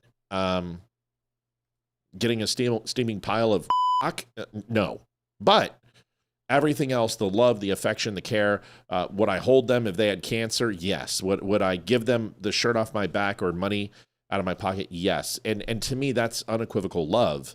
And I think for anyone who tries to just compartmentalize it to physical attraction is really doing a disservice to what relationships mean. Go ahead. I can definitely tell you that's 100% right. People will marry because they don't want to be alone. My grandfather was one of them. Right. He was very much in love with my grandmother, and she died very young at 58 from breast cancer. And I guess the one thing that my grandmother's family had asked of him is to wait at least 1 year to marry somebody else if he was planning on marrying anyone. Oh, really? Yeah, Yes. You're not allowed to marry anybody. I'm it. He ended up marrying my step grandmother like 9 months later, but I think it was out of necessity than it was love. Because she was a recently widowed, but she was from Peru. She was a nice lady. You met her. I know. I remember Bertha. she was. I remember Bertha. And she was I sweet. could always tell that they cared for each other. But there was no like it's love. a different. It's. I mean, they were both different. older, and right. I think they were both lonely, and I think they wanted companionship, and I think the relationship my grandparents had was like us, complete and total love and respect, and I don't think he could stand to live alone, and you can't blame him. So I know that people do that, and it's out of just they don't want to be alone. Right. I totally get it. I said that today to Mike as we went over to somebody's house to look at a Damascus old side-by-side shotgun that was from Civil War, and I was thinking of picking it up, and the guy just wanted too much. Great house, cool antiques, and he was alone. And when I was driving with Mike, we were just driving on the road, and I just look over and I'm like, dude, that's my biggest fear. He goes, what? I said, being alone. I want to go before the kids and Olivia. I don't ever want to be alone. And he's like, yeah, fuck, I'm tired. I gotta love Mike. And I'm just like, God, I love this man. One of my favorite people on the planet. Folks, we are $34 away, 33.01 away from goal. Would love to hit that. By the way, if you have not had a chance, go pick up some coffee, some shirts, some hats. The Dumb Store is available at thedumbshow.com. Just go over there. I promise you there is something you're going to love. And when you look at it, you go, is that really going to be as good as I think it's going to be? The answer is yes. Our clothes are ridiculous. They come packaged. They are amazing. They are high quality. We don't sell Chotsky shit. We sell top of the line stuff. You can't get on another show a hoodie for less than $45-50. You can get them for that price here, a little bit less actually. You can get jackets, you can get shirts. We've got books, we've got the Declaration of Independence, we've got the Documents of Freedom. We've got an amazing line of coffee. And honestly, for the prices our coffee is, you can get 5 pounds for less than $100. This is gourmet coffee with grocery store prices. Go over and take a look. Ryan Routh, prison, life sentence. So the guy who tried to kill President Trump at his golf course, spending the rest of his life in prison. Now, It's not without the possibility of parole, I believe. So he'll probably get paroled at some point. But hopefully when he's like 96 and literally he has no more lead in his pencil, here he is, or his rifle. Life in prison. This, of course, was over the Trump assassination attempt. We'll have a live report in just moments. And as you'll remember, the jury deliberated for about 2 hours, but they came to the decision, according to our reports, within 10 minutes after viewing the exhibits. Sentenced to life in prison. So life in prison for this guy. Do you agree? I mean, Is that what he deserves? Yeah. Sure. It's pretty open and shut. When this guy decided to defend himself, I'm like, yep, he's getting life. And that really is a lesson for people. Don't defend yourself. It's the dumbest thing you can. System. Even if you do know the system, it's the stupidest thing you can do. You don't do it. I don't. When I'm doing graphic design or something, I don't do things for myself. I hire somebody. And I'm capable, but there's something about stepping outside yourself and having other people do the work that needs to be done versus you. And that's not housework. That's not fixing a plumbing issue or painting a room. That's different.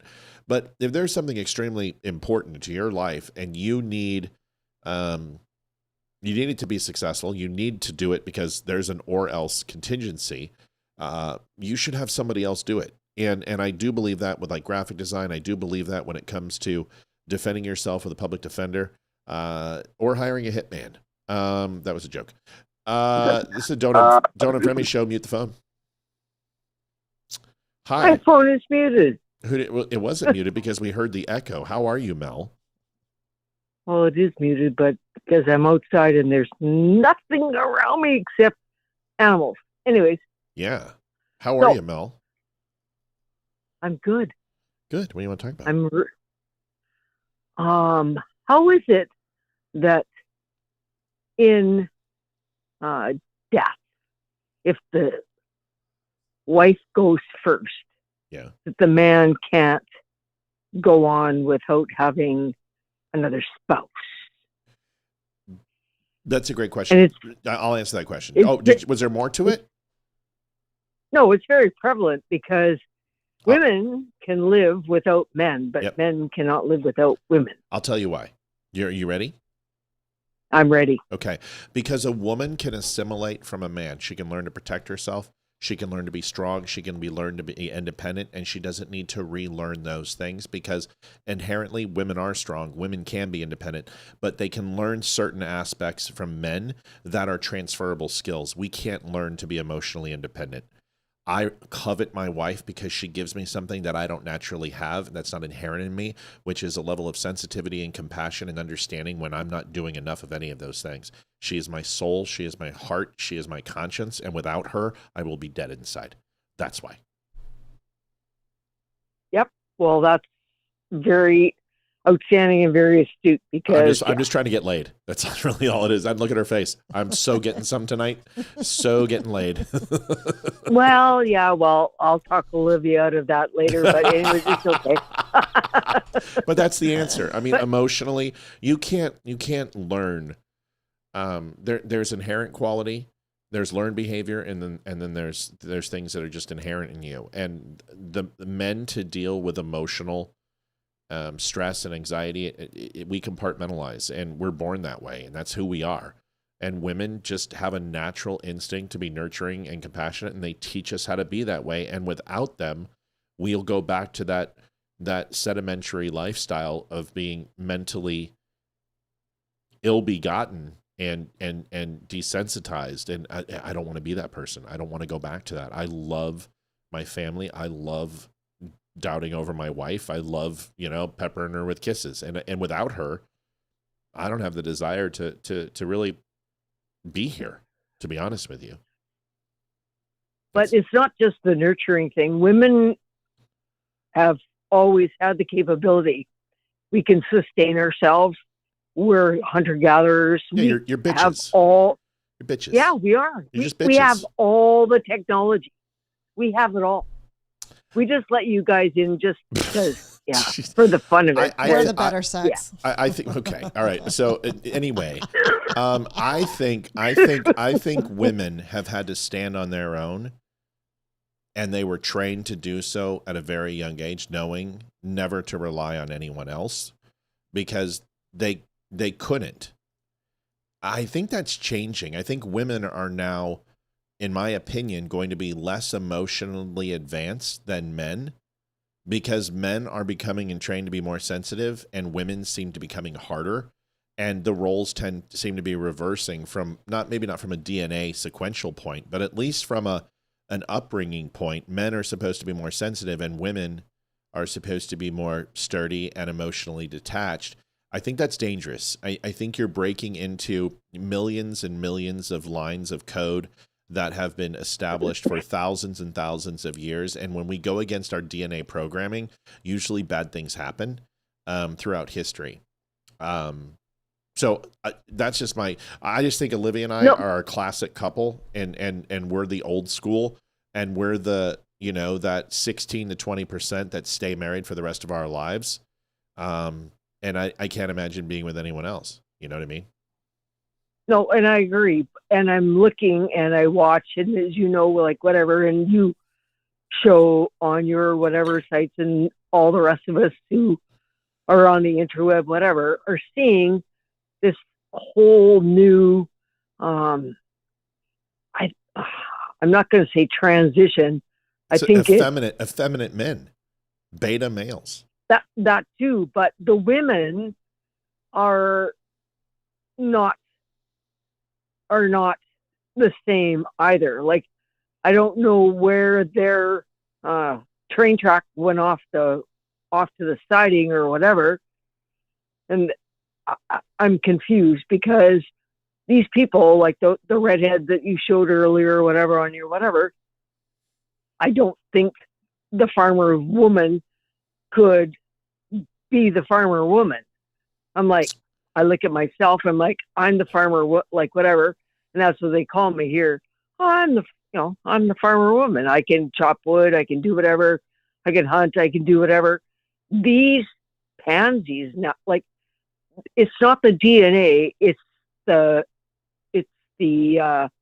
co-opting of the mindset that have taken these people out of reality. Like, I just like, I'm very. Let me put it this way, then we'll cut. I'll give you a last word. You betcha. There was a time when women were told that you don't need a man, but most women wanted a man. They didn't need it, but they wanted it. No, you don't need it. They wanted the picket fence. They wanted the marriage. They wanted the lifestyle. They wanted the kids. But they didn't need it. Now they're being told they don't need it, and people are telling them they don't want it either. And I believe that is going to do irreparable damage to a woman's psyche, because a woman who doesn't have purpose is useless. Oh no, it already has. And a man who doesn't have purpose can still be purposeful and be useful, because we have the brunt mechanics of strength and being bullet sponges and doing the heavy lifting and doing the things that women don't want to do. So on one hand, women are so important to men because of their emotional capabilities and their abilities to help us fulfill something we're missing. But women without purpose are useless, and men without a purpose can still be useful. And there's the difference between the two sexes. And if men and women don't find a way to have that symbiotic relationship, I believe they're less of people, or find it with another man or another woman. It's not necessary to have a heterosexual relationship to find fulfillment. Just somebody needs to pitch and somebody needs to catch. You know what I mean? Women without a purpose are useless. Define that for me. I just told you. You're a woman without purpose. You don't have a motivation to raise a family. You don't have a motivation to copulate. Okay, gotcha. You don't have a motivation to have kids. You're useless to the overall scheme of life and existence on this planet. You are completely useless and arbitrary. If you don't have kids and you don't reproduce, you're useless to humanity. Got it. Well, I'll disagree a little bit on that. Why? It's not a necessity that we have to be the reproducers. Yes, it is. Yes, it is. Who else is going to do it? It is and it isn't. Yeah, Mel, who else is going to do it? No, I agree. Okay, well then you're useless without it. To say that we're useless if we're not using our uterus to produce prodigy, to say we're useless, that's to humanity you are. Well, no. But that's what I said. I didn't say you're useless to society. I didn't say you're useless to innovation. I didn't say you're useless to to moving the human race forward from an existential point of view, but from a humanity standpoint, from a reproduction standpoint, from a growth, from the survival of the human race. Yes, you're completely useless unless having kids. And like I said, men are completely useless without purpose too. And our purpose is to spread our seed, to protect our families and our women, and ensure the survival of our genes. That's our basic genetic structure. I'm not talking from a philosophical. I'm not saying that unless you have a baby, you're a useless person. That's not what I said. From a humanity perspective, when you have women who resist having children and resist copulating and resist making the family, you're resisting your genetic and DNA code. Now, some people can't have kids. Some people don't want kids. That's fine. That's the exception. But when you literally see 40% of women today don't want kids and don't want marriage, that is absolutely, completely denigrating and useless to society. That is a dangerous thing. It is, yeah. I'll agree on that, except for you don't necessarily have to be married to have a child. No, you don't. You can, of course, and I'm fine with that. But matriarchal and patriarchal hierarchy is absolutely imperative for the human race. For the survival, yes. For the survival of the human race, it is. You don't need men, but you heard when I said you don't need men, but we need you. Two very different things. One is from an emotional standpoint, and the other one comes from physicality.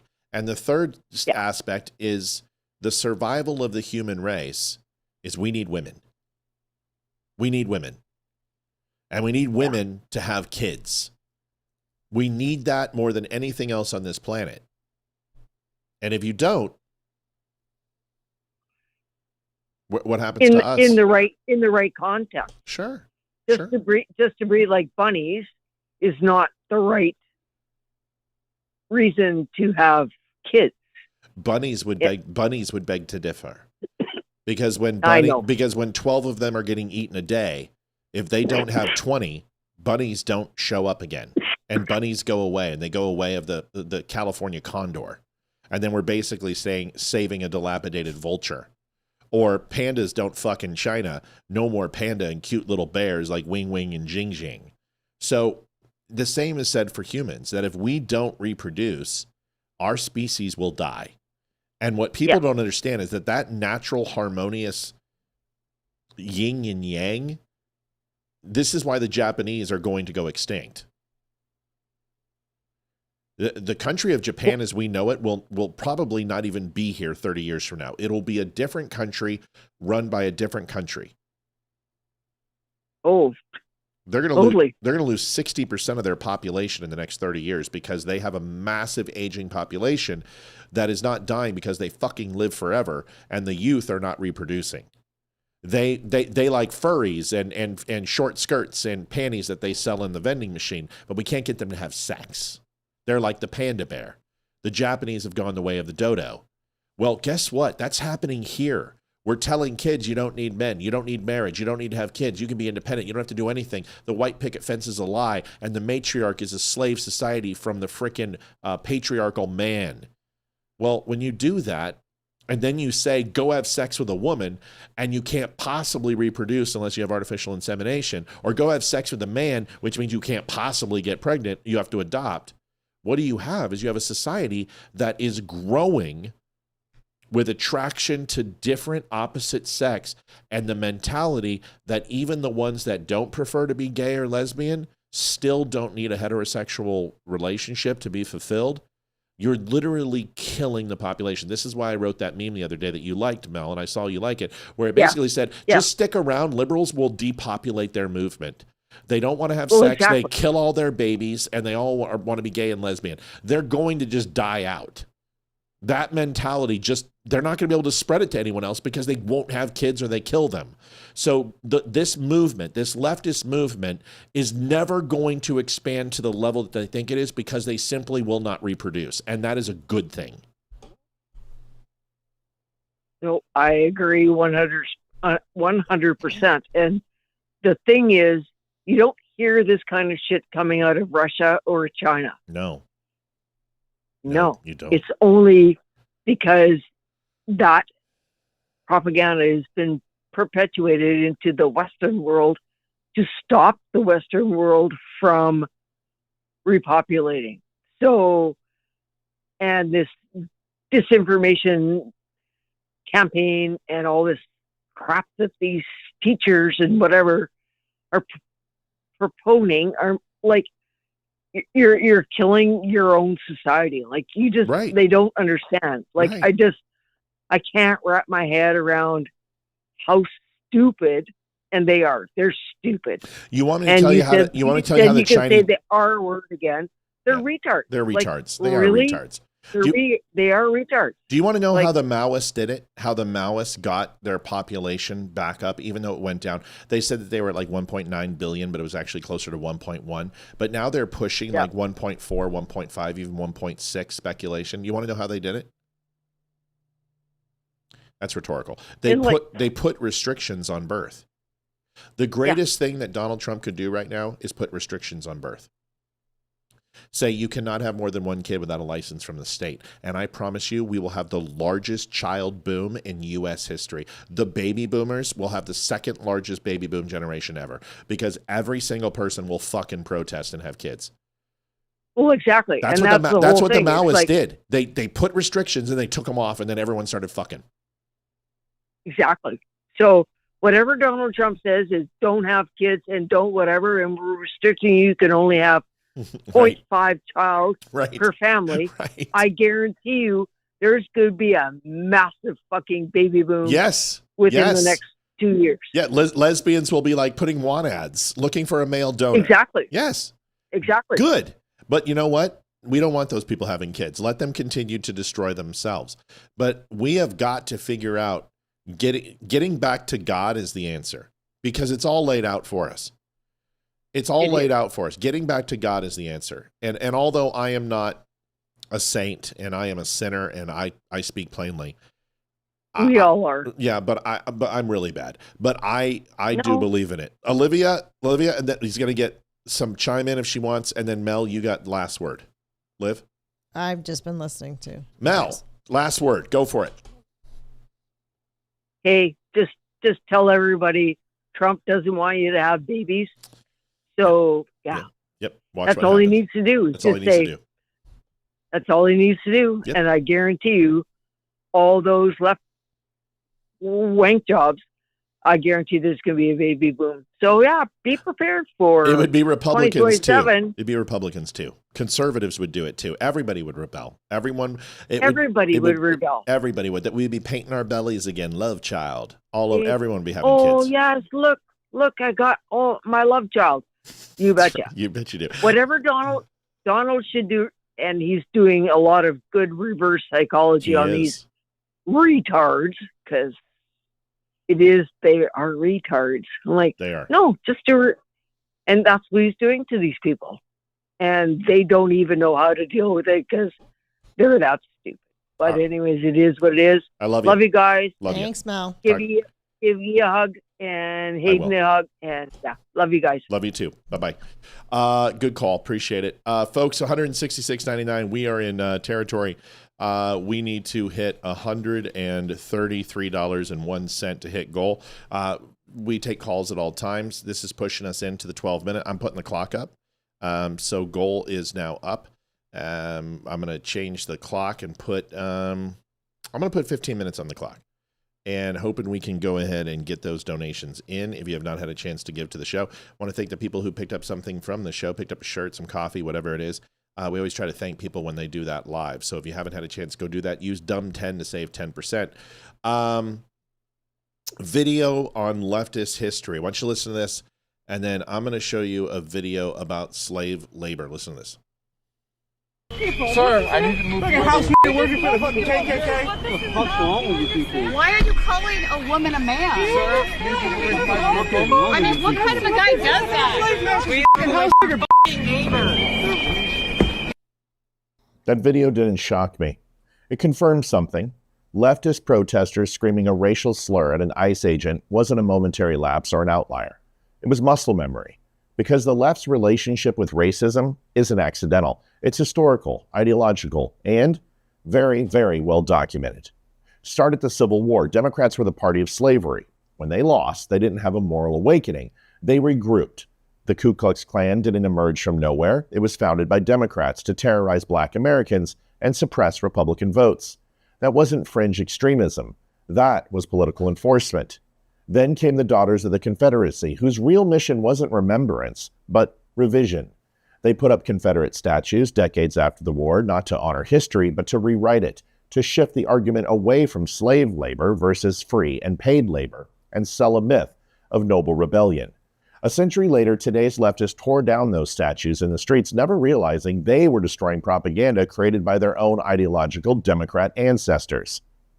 Manifest Destiny followed the same playbook, government doctrine used to justify displacement, broken treaties, and the destruction of native communities. Then Jim Crow, not culture drift, law, written, passed, and enforced by Democrats. Poll taxes, literacy tests, segregation by statute. The Tuskegee experiments wasn't a misunderstanding either. It was the federal government deliberately letting Black men die untreated for decades from malaria and gonorrhea that they injected into them while lying to them. Japanese internment camps weren't a conservative invention. They were signed into law by a Democrat president, locking American citizens behind barbed wire based solely on ancestry. Civil rights didn't pass because Democrats suddenly found a conscience. They fought it. Strom Thurmond filibustered it. George Wallace stood in the schoolhouse doors. Robert Byrd, an actual KKK recruiter and grand wizard, rose to the highest levels of Democratic leadership. Barack Obama eulogized him, Joe Biden spoke at his funeral and praised him if he can remember, and Bill Clinton attended and publicly honored him. This isn't ancient history, this is living memory. Now comes the fairy tale of the so-called party switch. If that switch was real and immediate, explain this. The South did not begin voting Republican for president until roughly 20 years after civil rights legislation passed. 2 full decades. If Republicans suddenly became the racists in the 1960s, why did Southern states keep voting Democrat through the 70s and 80s? And answer the real question carefully, because your narrative depends on it. Is the South more racist today or less racist than it was in the 1960s? If you admit it's less racist now, you're admitting racism declined after the South shifted Republican. If you claim it's more racist today, you're lying to keep a story alive. Either way, it's a self-own.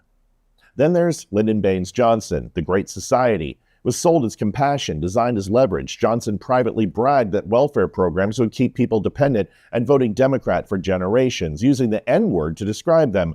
Not empowerment, dependency, not equality, control. Fast forward, crack cocaine penalties that devastated communities were Democrat policy. Now voter ID is called racist, which is just the same as an insult repackaged. Minorities are incapable and need supervision. That's not compassion, that's ownership. And here's the through line nobody wants to say out loud. This fight today isn't about compassion either. It's about labor, illegal labor, cheap labor, people working for near slave wages to do political bidding, to undercut American workers, and to be counted in the census to pad House seats and entrench power. That isn't progress. That's the 1800s all over again. The only difference now is branding, an illusion that the bad guys are suddenly the good guys. White hats instead of white hoods. Same exploitation, same math, same contempt for human dignity wrapped in moral theater. So when a leftist screams a racial slur at an ICE agent, don't act surprised. That's not hypocrisy, that's continuity. Different century, same old game. Thanks for watching. Joseph Hillstrom looks like he wants to call in. Joseph, you can do that. We just got a couple more videos. We got about 10 minutes left on the show. If you have not had a chance to watch that video, please go and like it. Please go and share. I haven't seen anyone really break that down. And since PragerU really isn't doing videos like that anymore, I'm taking it upon myself to try to continue to do those on the daily. Want to try to get Damani involved in that as well. Liv, go ahead and put that in. JD Stillwell donated $20. Appreciate you so very, very much, JD. Have a great night. We will. And we certainly appreciate your help and your donation. If you've not had a chance to go over to the Dumb Store, go to thedumbshow.com, pick up something really nice, lovely for yourself. Get yourself some Peak Polka Dot house shoes if you want to. There's good stuff over there. $100, David Banwell. That looks new. Thank you, sir. I don't recognize. He's been on Rumble for quite a while. David, thank you. $100. That's huge, man. Thank you so much. $286.99 puts us in a really good spot to hit goal in the next 9 minutes. Joseph said he might call in. I don't know if that's going to be the case. So he might still be offended that I got his name on his donation. I did see that. I'm sorry, Joseph. Sure, it isn't the kids. Remember when they told us that they weren't coming after our kids? You remember when they told us that? Okay, here it is.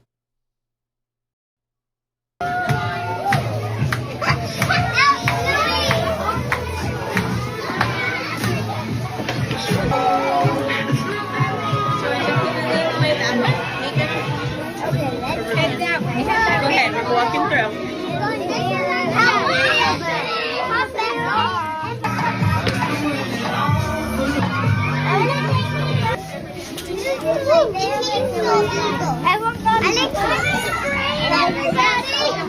Oh, police, bashing flags.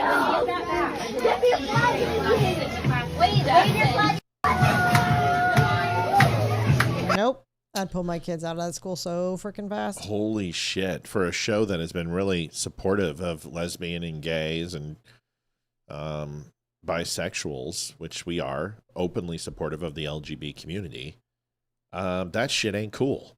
Because I don't want them doing Ozzy and Harry in the white picket fences. Be teaching children about sex unless it's sexual education in high school. That's it. That is the parents' job to talk to the kids about that. You should not be introducing that. They are too young. Way too young. What are you doing sexualizing Those children? kids want to be freaking, you ask them what they want to be. They want to be Elsa and Spider-Man. Right. They don't have a clue. Okay. They looked, elementary, first, second, third grade to give a point of where their heads are at. I remember when I was in second grade. Hold on a second. I had a boyfriend. Okay. Yeah. His name was Josh. And what's his social security number? I don't know. No, honey, you're not going to kill him. But Joseph, hold on a second. Shut up, Joseph. Seriously. So God. When we had to line up after recess outside, we had to line up before we go back in the classroom after recess. Yep. I was running and he accidentally tripped me. Son of a bitch. And I got up and I looked at him and I said, "We're getting a divorce." Right. I can't, that's Josh, we can't, Joseph, we can't hear her. Will you stop talking? Seriously, quiet for a minute. Go ahead, Liv.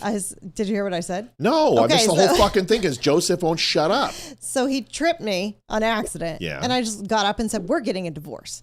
That is the kids don't have a freaking clue what is going on and what it's like to be an adult. Right. When you are that age, they don't understand. They believe in the Easter Bunny. I mean, the Tooth Fairy, Santa Claus. I mean, all right.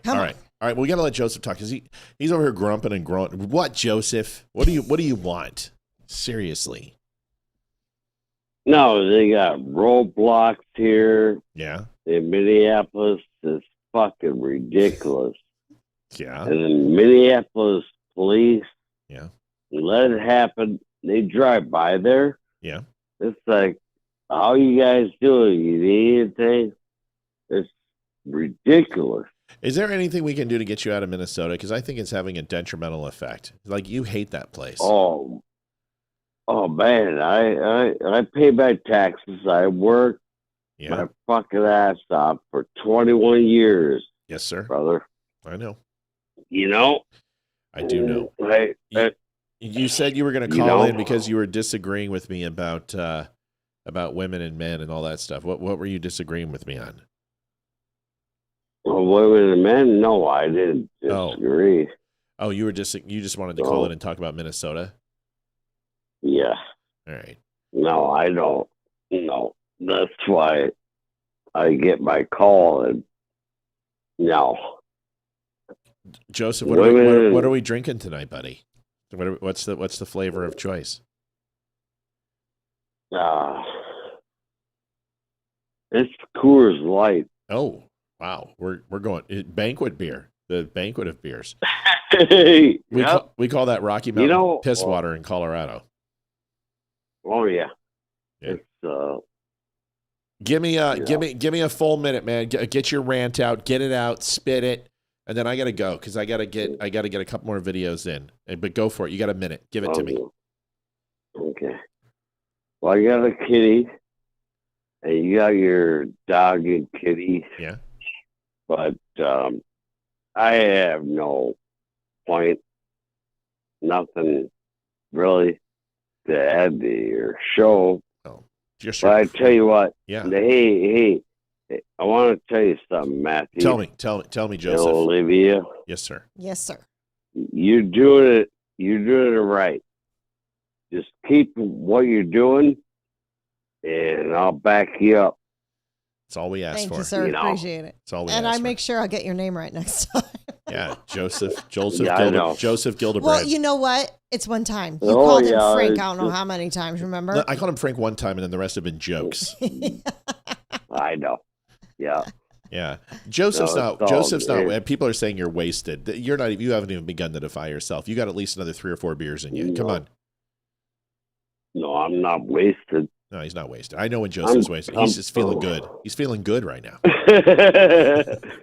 You know what? I just got the fire lit. You ever heard of that? Get the fire lit. Did you do it inside the fireplace? I'm gonna go to the casino and fucking win like $1 million. Bring your phone. Sure. Record it. Yeah, we want to see you record it. Video or didn't video. Or hey, how did you like the balls video tonight? Did you think that was funny? Oh yeah. Good. Glad you laughed. And oh no, you know what, Matthew and Olivia. Yeah. The videos where you're doing those little slow-mo things with the yeah. You know, I like them. Keep going. 15 million views on all 4 of those. 15 million. And I'm like, well, all I got to do is just not talk and show Olivia, and those videos go viral. So, all right, Joseph, got to let you go. I love you, buddy. Thanks, Joseph. Always love when you call in. Hey, take it easy tonight. All right. No driving. Got it? No, I don't. I take the town car. Baby. All right. Well, you just don't. I don't fuck around. All right. You better not. Talk to you later, buddy. Talk to you soon. Later. I like Joseph. I to go to the little girl's room. Yeah, my last Navy joke. Matt calls everyone Frank because it's easier in the dark spaces on the ship. That's funny. Sherry Starr donated $123 in honor of my best friend and Marine Joe that passed from glory to glory 2022. Sherry, thank you so much. That means a lot. Sorry in his for your honor. loss. Yeah, and in his honor, Sherry, we love you. We appreciate you. United States Air Force. Don't you guys have some golf courses to like mow or something? Isn't it? Don't you have some lobster bisque on the Barbie? You know, fucking Air Force, man. Chair Force is hilarious. Best golf courses ever. They're amazing. I'm gonna show a quick one, and then we're gonna get out of here. Nadler Jerry Nadler, who has announced his retirement. The Penguin. Oh, we got another caller, 702. You're on the Don't Unfriend Me show. Who are we talking to? Hi, this is Anthony North. I had a missed call from this number. Well, this is the Don't Unfriend Me show, so I don't think we called you, but it's possible. Anthony, how are you? I'm doing well, man. How are you? I'm good. Did you want to say anything? Because I don't think I called you because we usually don't call out, but you've got the con. You're on live, so you got 30 seconds to say something fun. You know, I'll jump in really quick. I actually just recently wrote a song for the military titled Ghost of the Nation. Just got done pushing it out, and you are more than welcome to use it for any media you would like. Why don't you send it to me? I think you sent it to me via, why don't you send it to my email, matt@thedumbshow.com. Can you do that for me? Yeah, got you, brother. Yep, send it to me, and we'll play it live on air. I think I've got a link here, and I will, I'll download it, and we'll play it, and we'll do it right, man. Sound good? Yeah, I appreciate you, man. I'll get that out to you here shortly. All right, Bubba. Talk to you soon. Yeah, have a good one, brother. All right, later. Peace. Later. Anthony, good call. Appreciate you calling in. I don't know if I called him, but it doesn't matter. It's that easy. If you want to call, you just call. Here's that song. I mean, I'll probably do it more formally. It wants me to sign up. Is this going to give me a virus or something? Here, let's see if I can play this song.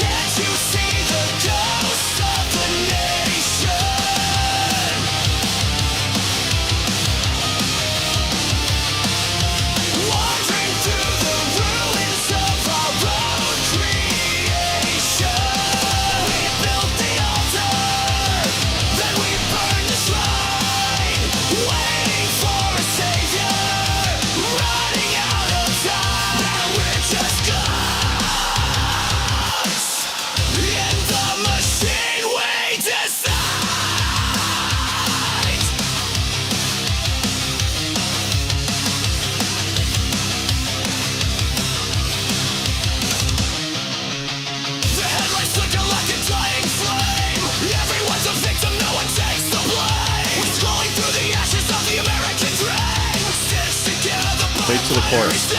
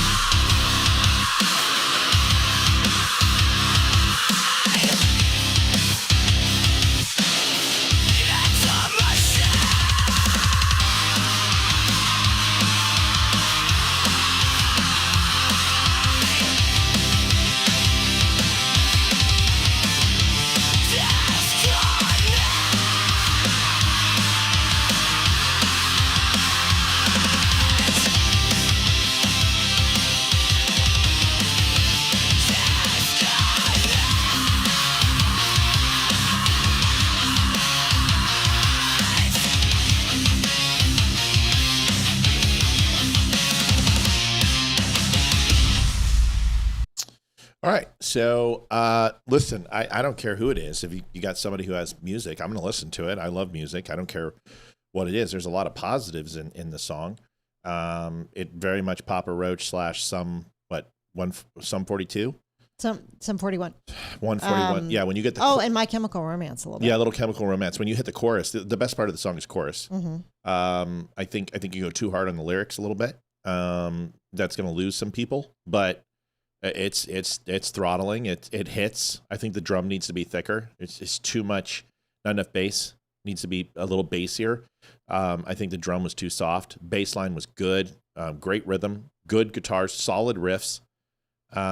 Voice is exceptional. I think the scream, I understand. I get it. I think you have the ability to be more Linkin Park, a little more spoken word and throttle down the scream, and then just wail on those choruses because you have an exceptional voice.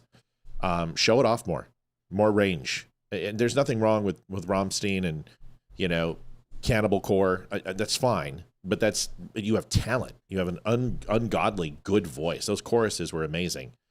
Choruses helped it. The words are beautiful. The words are perfect. But thunderous bass drum. You need more bass drum. It'll help the song. It'll kick harder. And honestly, your voice is so powerful that you lose the instrumentation a little bit. And I think a thicker, deeper drum is going to help you on that. It's a good song. It's a great song. Yeah, no problem with it. It's well done. Tim Dion, my brother, a Navy vet, committed suicide 2 months ago. It's been the hardest 2 months of my life. Tim, I'm sorry, man. And God bless to you. Listen, music is not everybody's cup of tea. I mean, certain styles of music. I listen to everything. And I listen to everything because I find value in just about every type of music. Is that something I'd listen to every day? No. But it's very, very close to something I would listen to every day, especially if you lean into your chorus more, just more spoken, a little less of that. Like, in my opinion, music should build up as the lyrics are a teaser and the chorus is your crescendo. And that's really your ecliptic point. And then your reversal is at the end of the song where your chorus mixes with your verses. That it's banging from what you're going 175 miles an hour. I say get into it, hit 0 to 60 for sure. And then when you hit your chorus, upshift or downshift, get a little bit more power, and then just sail through it in fifth gear. You know what I mean? The words, the flags are tattered on the hollow ground. Silence is the only screaming sound. We traded our souls for a digital light. Now we're just shadows in the middle of the night. The gears are rusted. The oil is cold, buying the lies that we've always been sold. And it's a Ghost of a Nation. I mean, it does have that screeching lyric because this is a tough topic. This is about people who are in a horribly dark place, who are alone. And this song is indicative of the 22 lost a day. So I don't know if cheeky and fun and Savage Garden is what we need. Can't you see the ghost of the nation wandering through the ruins of all of our creation? We built the altar and we burned the shrine, waiting for a savior running out of time. Yeah, we're just ghosts in the machine we're designed. The headlines flicker like a dying flame. Everyone's a victim. No one takes the blame. We're scrolling through the ashes of the American dream, stitched together by a binary seam. It's your best line of the song so far. The pulse is fading. The signal is weak. The strong are silent while the hollow speak. Oh, can't you see the ghost of a nation? Heavy, slow motion, chugs, 80 beats, feel static in the wire, fever in the blood. Yeah, you slowed it down there. Right? The beats slowed down. That needs to happen, in my opinion, after verse 2, is the slowdown, and then tease with another verse, and then go into your chorus. Because, the chorus is the strength of your song. It's incredible. It's really fucking good. It's professional level good. Fever in the blood, build your empire, is the rising mud. The ghost is here, the ghost is us. In the machine, disconnect. The lyrics are gorgeous. So, I appreciate it. I've spent a lot of time critiquing Still Point, and they reach out to me all the time, and they're our band, and we love Still Point, and they are amazing, and they have taken feedback that I give them, and I do the same thing. I pick apart their music. They've gotten to a point where I'm just like, bravo, gentlemen, bravo, Zulu. I don't pick apart their stuff anymore. It's that good. That's very constructive feedback, and I am a connoisseur of music, and I will tell you that a lot of that song has top of the charts quality type harmony and flow. I would just work a little bit on the initial verses to ease people into your music a little bit if you want to reach a wider audience. That's my opinion. Do you have anything? No, I mean, I was a little confused when we came in, but now I get it. I saw the email. Yeah. So super. It's cool. good. I'm going to listen to it again. I'll show it to my son. I mean, listen, I don't mind a little thrash and a little headbang, and it's good. Good for you. We'll always play artists on here, man. We want to support people. I want to say thank you for everybody for an amazing show tonight. I hope my public apology went over well. We're going to clip that. And ironically, Ash got a hold of your apology. She ate it. She brought it in and started eating it. Well, now she's going to shit it out, which is also good. Last video, Nadler calling for violence on ICE. This guy is such a douche plow. He's literally Penguin from Gotham City. Here it is. But what is really the major problem in this country today is the fascism in our streets. The attacks on American citizens by masked hoodlums. If you were attacked by a masked person, you might think you were being kidnapped. You'd be justified in shooting the person to protect yourself. Well, Vice President J.D. Vance had something to say about what you just heard from Nadler. He said this: they openly call for shooting federal officers. He called out, quote, despicable behavior from an elected official. Nadler, on defense, responded, this is BS. I'm not calling on citizens to shoot ICE. I'm calling on ICE to stop shooting citizens. Brooke Taylor on the ground. That was Anthony who called the other night. That's why I responded to him. I recognize his voice. He's a good guy. I would love for him to do a song for the show. You know what I would love more than anything? I'd love to introduce him to Still Point and have him and Brandon do a song together. Ooh, oh, be cool. Fuck. So Anthony's in a band? Anthony did the song. Oh. I think he's singing.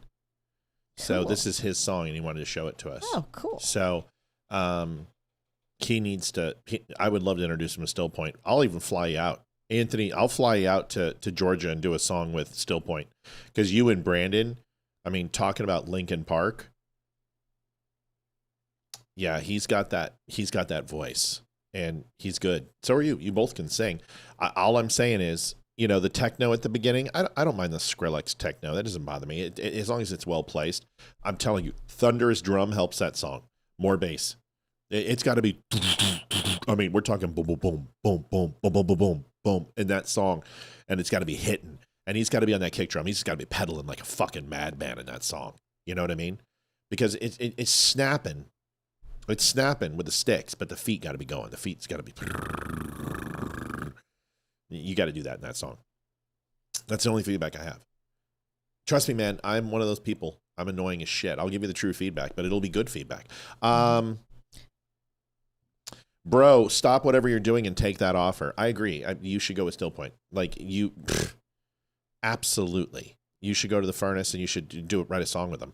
And I think Brandon and the boys would be absolutely open to it, because I think you guys could do just a banging song. Like, just a banging song. The name of the band is called Built from Chaos. They're over on... That's cool. Yeah, they're over on Suno.com. And it's called Ghost of a Nation. Have to take a look. Yeah. We'll talk to Anthony, and we'll keep listening to him, and we'll support in any way we can. Thank you guys for a great night. My right eye is dying. I'm leaking. So I'm going to get going. Thanks for watching the Donut and Friendly Show. We'll see you guys tomorrow. It's going to be Barry Morgenstein. It's going to be Leroy and myself. Olivia has a night off. We'll be back Friday. Olivia, you have anything you want to chime on? No, just thank you everyone for watching, and good chat, and thank you for all the donations. Really appreciate it. Yeah.